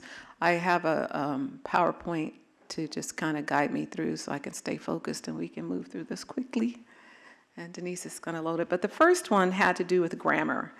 That I remember specifically, and it had to do with grammar for judges. And most of the time we get someone else who's not a board member to prepare our findings and our decisions, and we will make changes to that. Thank you. We will make changes to that. And when you get those, what you may have noticed, which I have noticed on occasion, it's not just a sign off. It may appear that it's just, we take it and we sign it, but actually we don't. In fact, I have one sitting in front of me right now that I'm not going to sign until I pull out the file and go back and make sure my notes match up with what it says. But more than that, sometimes it's slanted in a certain way. I don't really know how to use this. Push the red button? Where am I pointing it to? That's what I'm not sure. To your computer? I know how to use it. Where am I pointing it? Because I pushed it and nothing happened. That's why I said maybe I'm not doing it right. Okay. I could be doing it wrong. Oh, wow. There we go. You had to touch it for it to work. Okay. So one of the examples, and I'm not going to get deep into this, but this was actually taken from a document that the presenter had been called in to ask to rewrite. And as you can see, it's really, really wordy. Now, I won't say that any of our stuff gets this wordy, but it was kind of interesting to me because you got to find, just looking at this, you have to figure out what the subject is, what the verb, and what the what the verb is, and who's the object, and so this is just an example of a really, really poorly written paragraph. And then here's a couple sentences. One of the points that was made in this grammar presentation is that when we do our writing, that we need to focus more on the active voice. And that's for several reasons, which I'll get into. And then, these are two sentences that basically are saying the same thing. One says the plaintiff contends that the court erred when it rejected the credentials of the expert, and the other says it is contended by the plaintiff that error was committed by the court when the credentials of the expert were rejected. Obviously, the first one is your active, and active has the advantage in that it has fewer words typically. And of course, the more passive usually has more words. One of the other things that, an example of why we should use the active more than the passive, and these are just the same two sentences, and I just noted which was active and which was passive. You can get the same thing said in a lot fewer words, and it's clearer. And it was interesting to me, one of the comments that the presenter made was that they have gone back into semantics and syntax, and they found that the human brain works a certain way in processing. So when you present that first active sentence where the subject, verb, object goes in order, that is easier just to process, period. Not even though the words may be similar, it's just the brain somehow processes that way easier. Here's some of the disadvantages, of course, of using the passive voice. It's wordier. You might not get as much information as quickly. The actor is no longer the subject of the verb. And then what I said before, syntax and semantics move in different directions.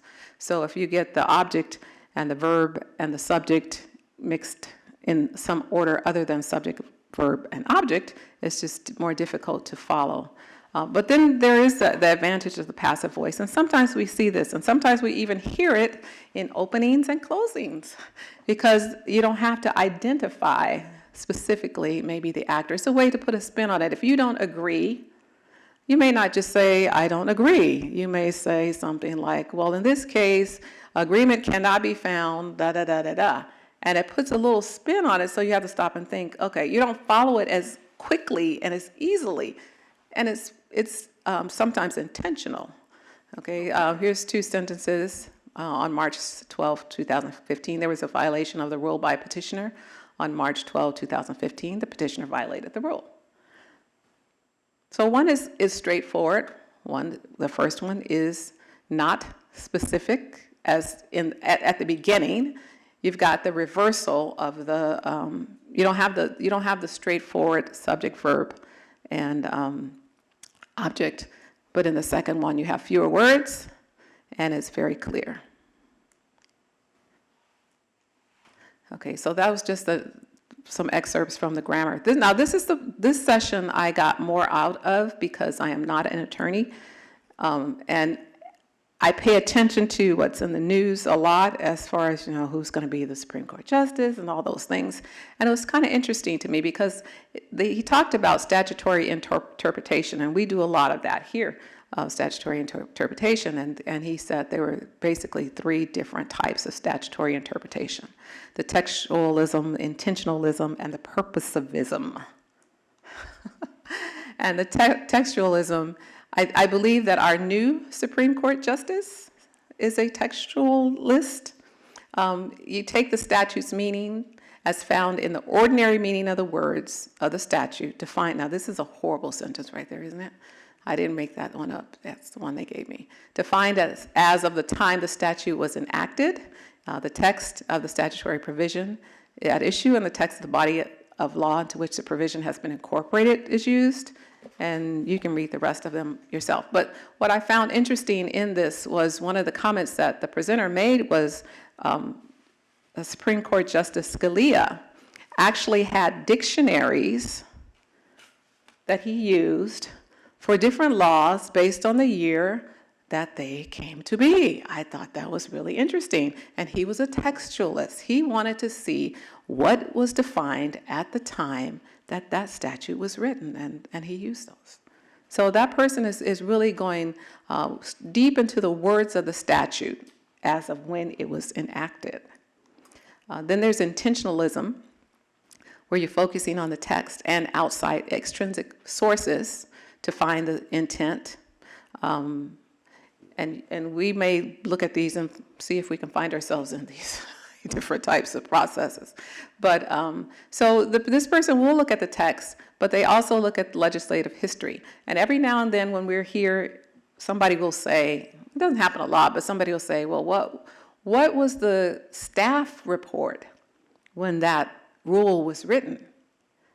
And so someone who is an intentionalist would want to know all of that stuff. Well, what was the debate about? Who sat in on the hearings? Who gave input? Who, whatever.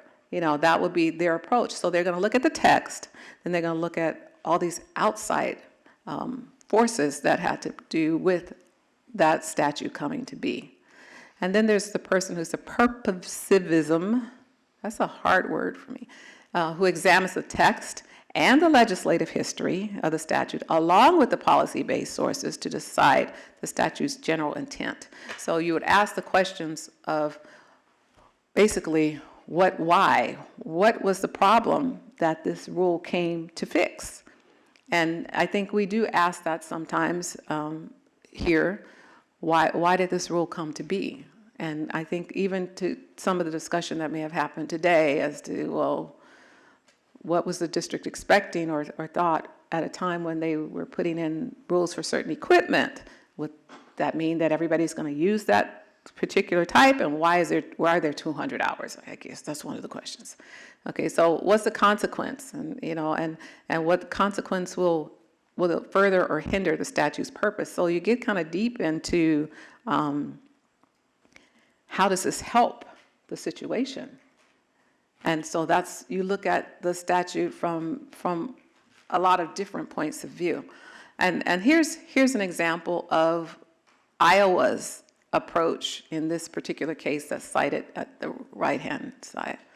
It says, interpreting statutes, we use our well-established, this is another poorly written sentence, well-established rules of statutory construction. We avoid strained, impractical, or absurd results. Usually we will give an ordinary meaning. So ordinary meaning to the language goes back to the first example, the textualism, but the manifest intent of the legislator. So now we're going to look at what was the intent, which I think that's the purposeful, let's say intentionalism, okay, and if the language is clear and plain, we will not use construction. We will look to the object to be accomplished and the evils and mischief sought to be remedied in reaching a reasonable or liberal construction to best effectuate. So now we're looking at that last one, the purpose.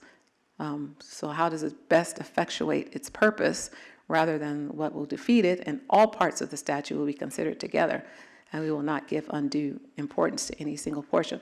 And of course, we all get an opinion, and in my opinion, all three of those things work well together. I thought it was kind of interesting to specifically say that some people operated strictly on one and not all, because I think they all have their place in making decisions. So, yes. I just wonder what the context was of the whole discussion of the different ways to look at a statute, because generally what they're saying in Iowa here, in one of the parts here, if the language is clear and plain, statutory construction does not generally come into play. It's usually when it's gray or unclear, and then they start looking at the statute or just the structure of statutes as a whole, and usually going back into the legislative intent is really the last thing that's ever done. But I just was wondering how this was raised and what the context really was. Well, the presentation just had to do with, the name of it was The Nature of the Judicial Process, and it was just talking about legal forms of reasoning.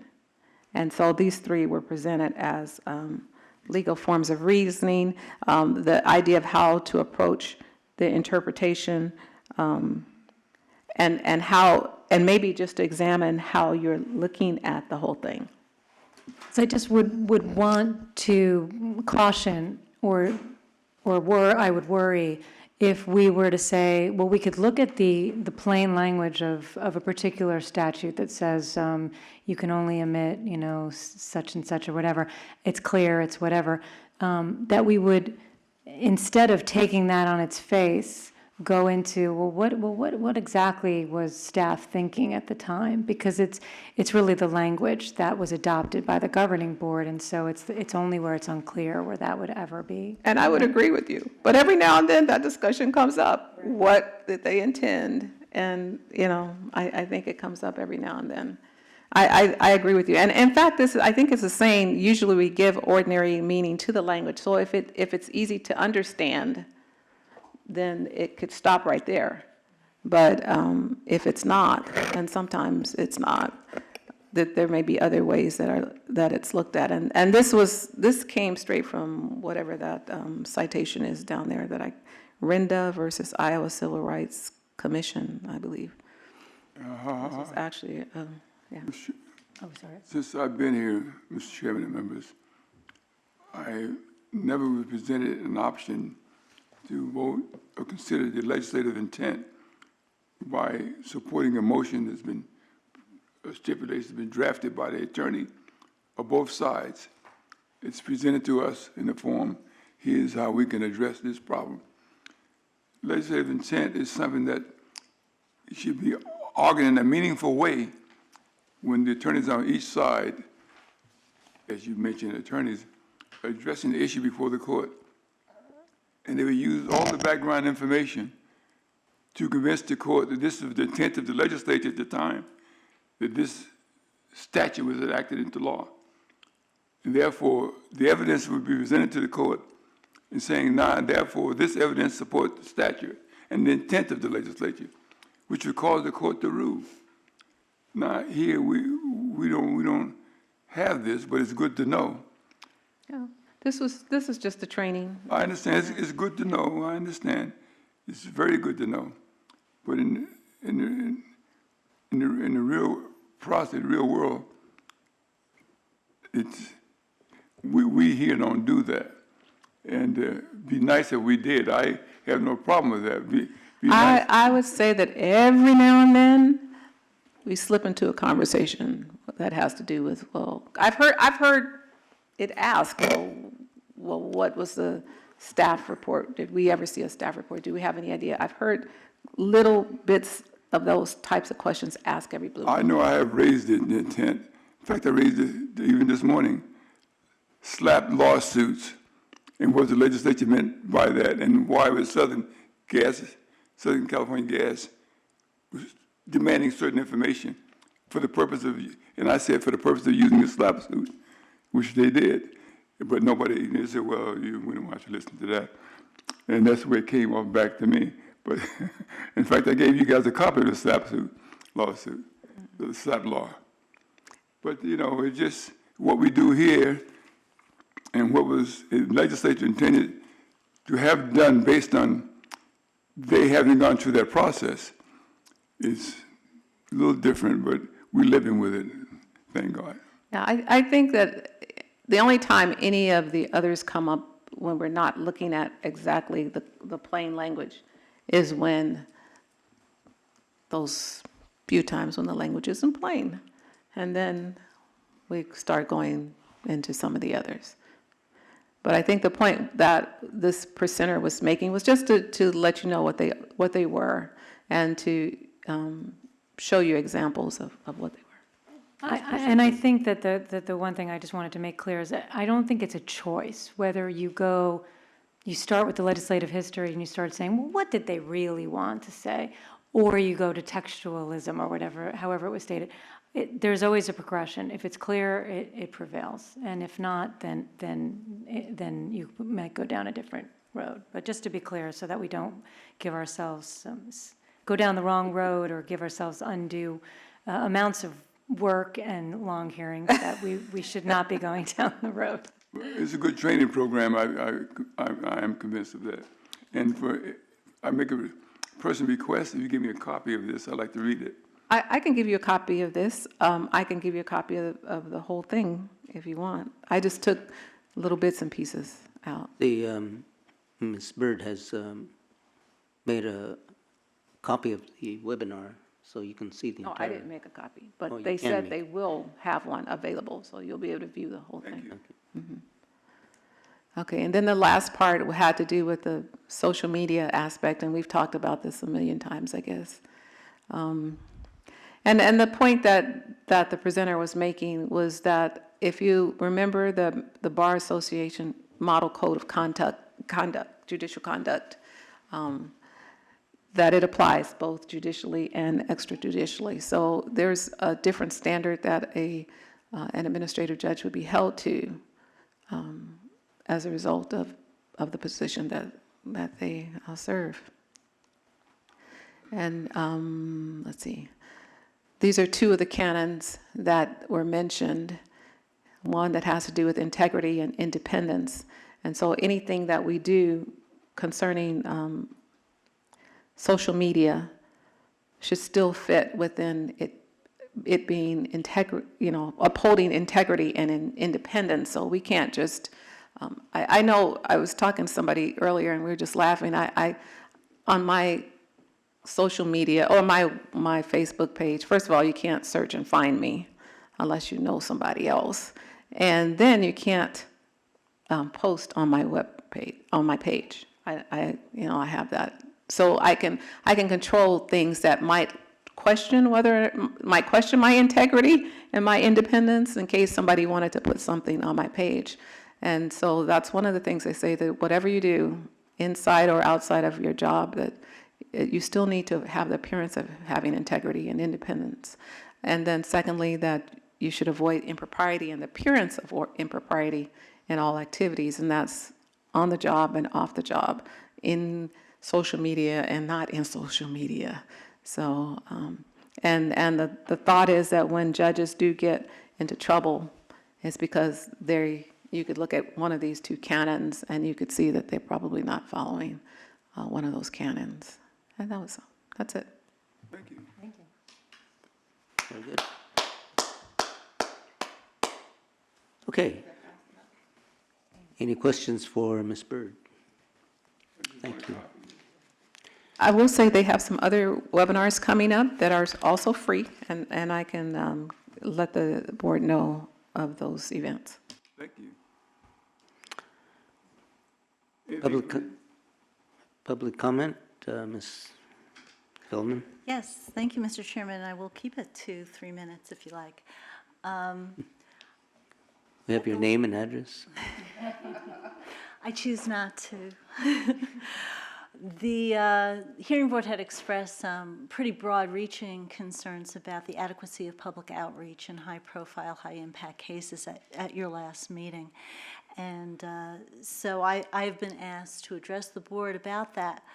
And if you think it's more appropriate, I could just give you an idea of what we're talking about, and then maybe it should be addressed at the next board meeting. And when you agendize the further examination of the public testimony card, you could just expand the topic to include public outreach, and so we don't run into any potential problems with the Brown Act. But just in broad brush, I can tell you that we took the concern seriously.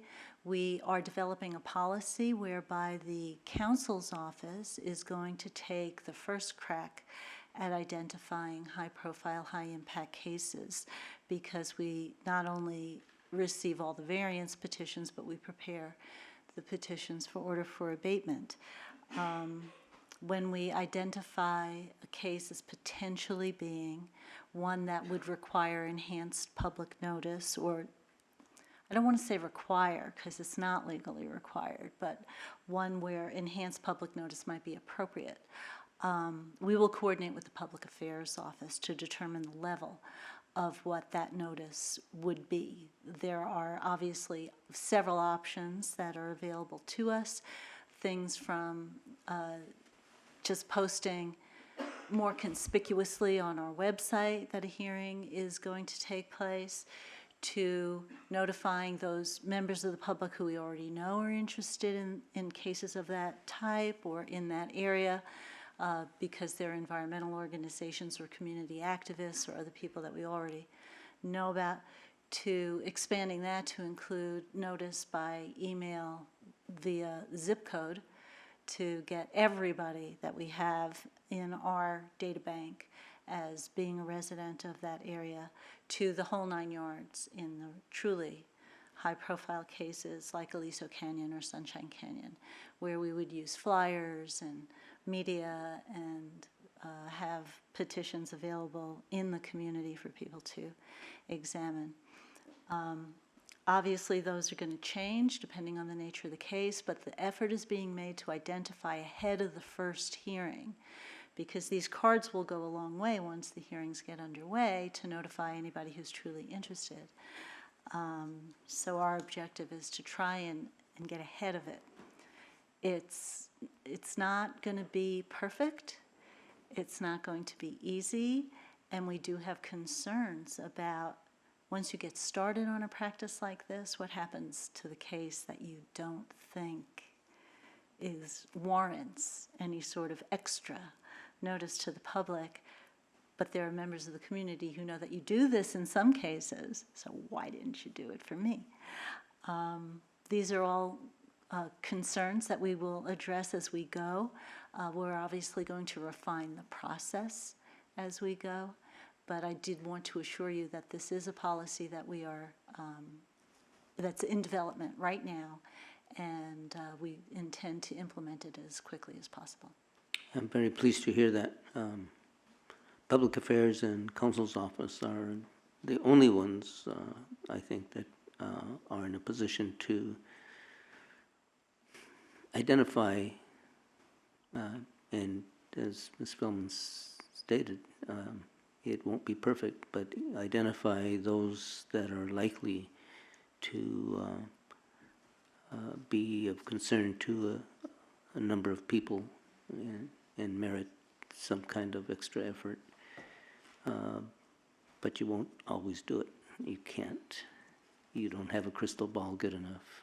Right, and in cases like that, we should hopefully have some assurance that enough word will get out that at least at the first hearing, we will realize that this is a matter of some broader concern, and if the hearing goes more than one day, we'll be able to do better outreach, even just by virtue of using the testimony cards.